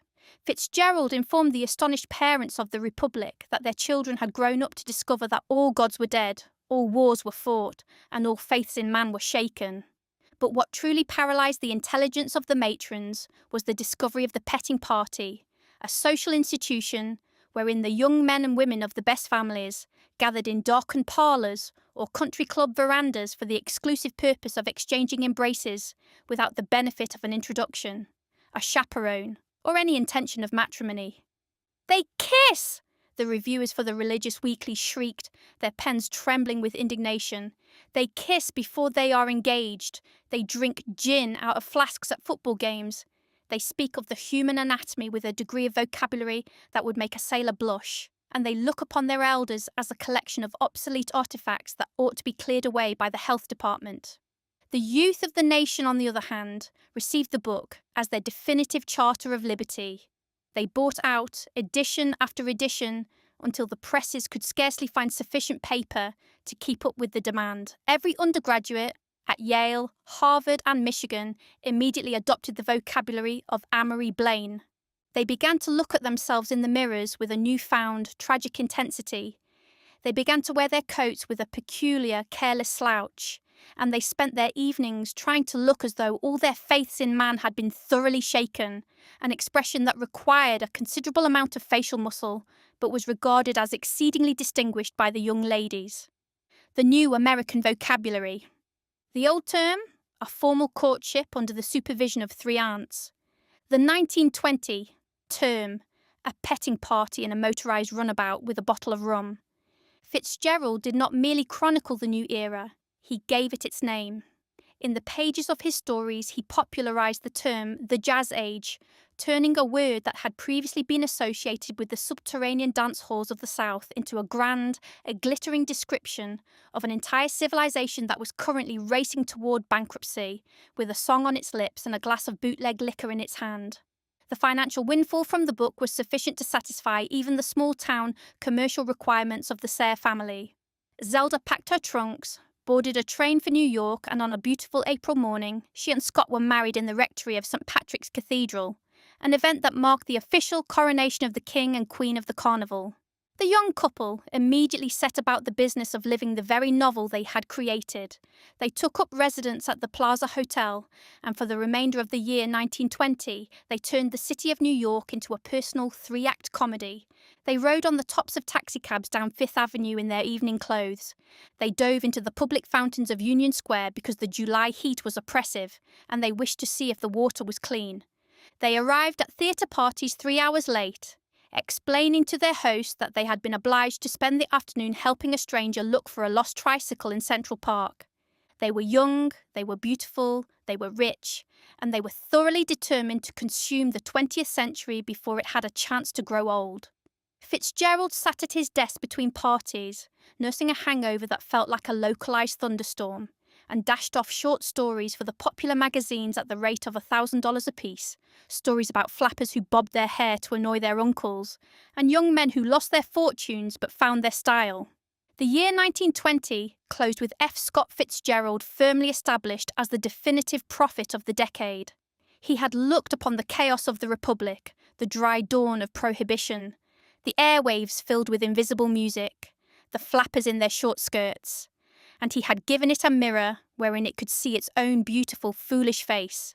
He had taught the nation that if the world was going to be an absurd place, the only logical response for a gentleman of intellect was to dress in his finest linen, pour a glass of bootleg gin, and dance until the music stopped. Chapter 18. The First Miss America Pageant.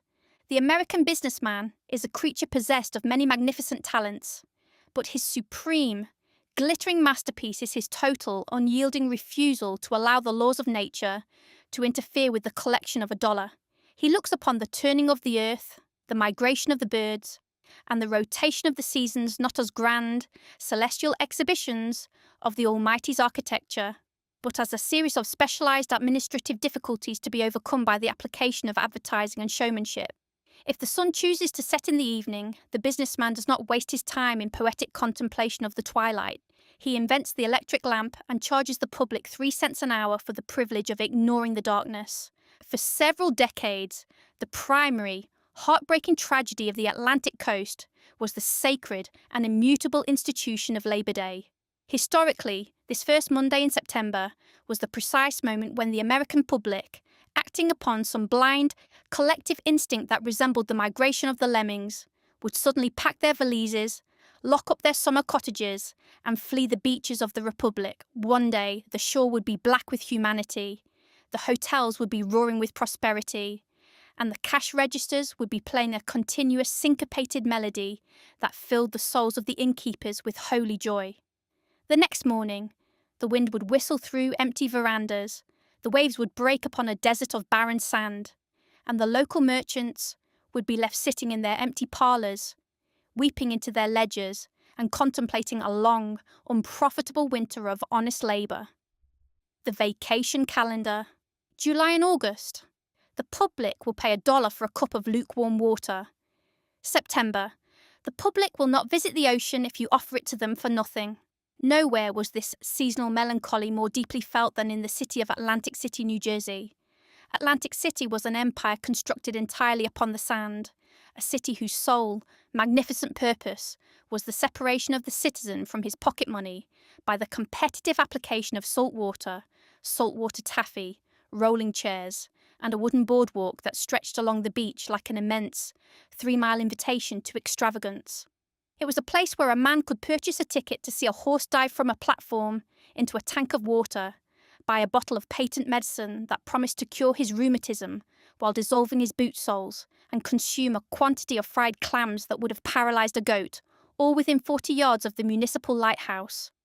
But by the first Tuesday of September in the year 1920, the hotel proprietors of this wooden metropolis had reached the limit of their endurance. They looked upon their empty dining rooms, they looked upon their unbooked chambers, and they concluded that if the public would not remain in town voluntarily after Labour Day, some magnificent, unprecedented trap must be constructed to hold them there by force. The merchants gathered in their council chambers, smoked an abundance of cheap cigars, and eventually fell under the influence of a young newspaper promotion man named Harry Finley.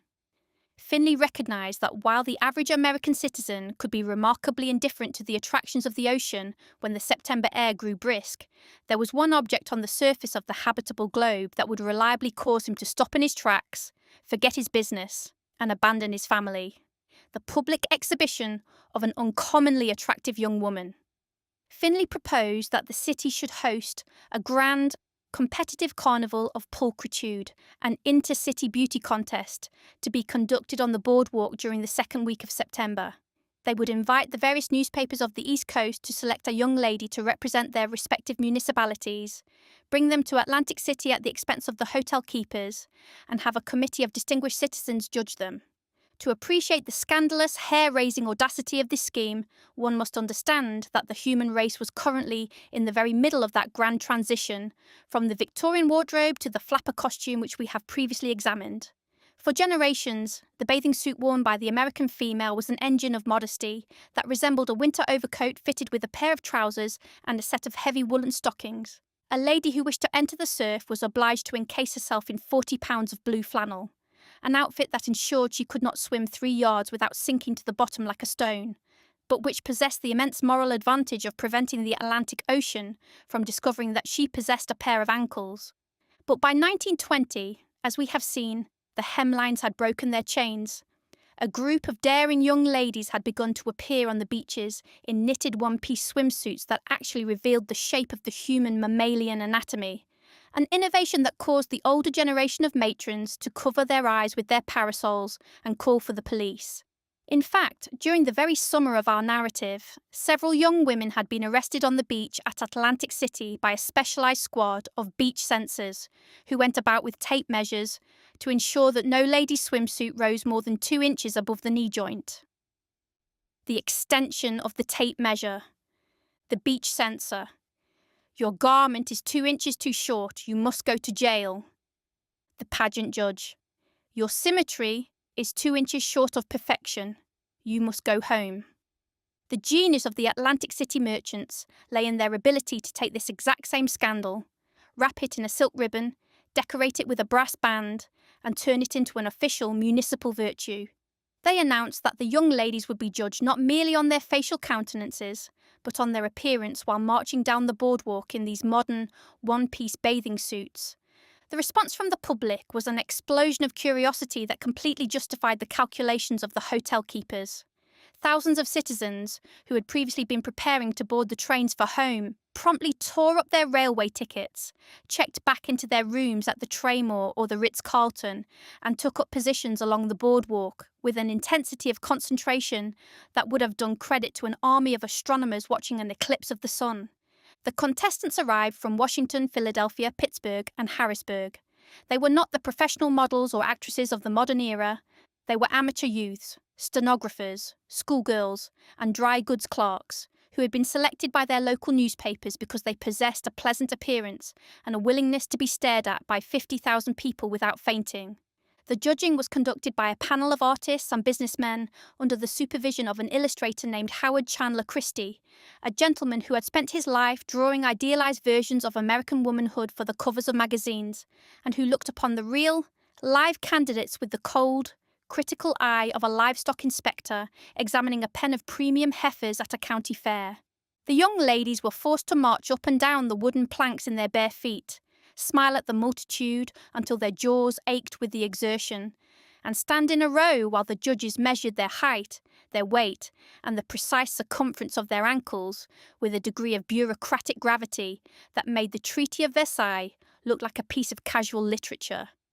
The winner of this inaugural tournament was a young lady named Margaret Gorman, a 16-year-old schoolgirl from Washington, D.C., who possessed a cloud of golden curls, a height of exactly 5 feet and 1 inch, and a resemblance to Mary Pickford that was universally admired by the judges. To formalise her victory, the promoters did not present her with a simple certificate or a purse of silver dollars.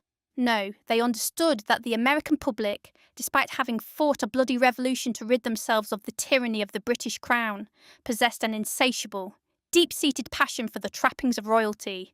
They threw a green velvet robe over the schoolgirl's shoulders, placed an immense, glittering golden crown upon her curls, and handed her a gilded sceptre that resembled an oversized curtain rod. They baptized her under the majestic, continent-spanning title of Miss America. The scene that followed was a magnificent demonstration of the national character. 50,000 freeborn citizens of the Republic broke into a roar of cheers that could be heard across the marshes of New Jersey, throwing their hats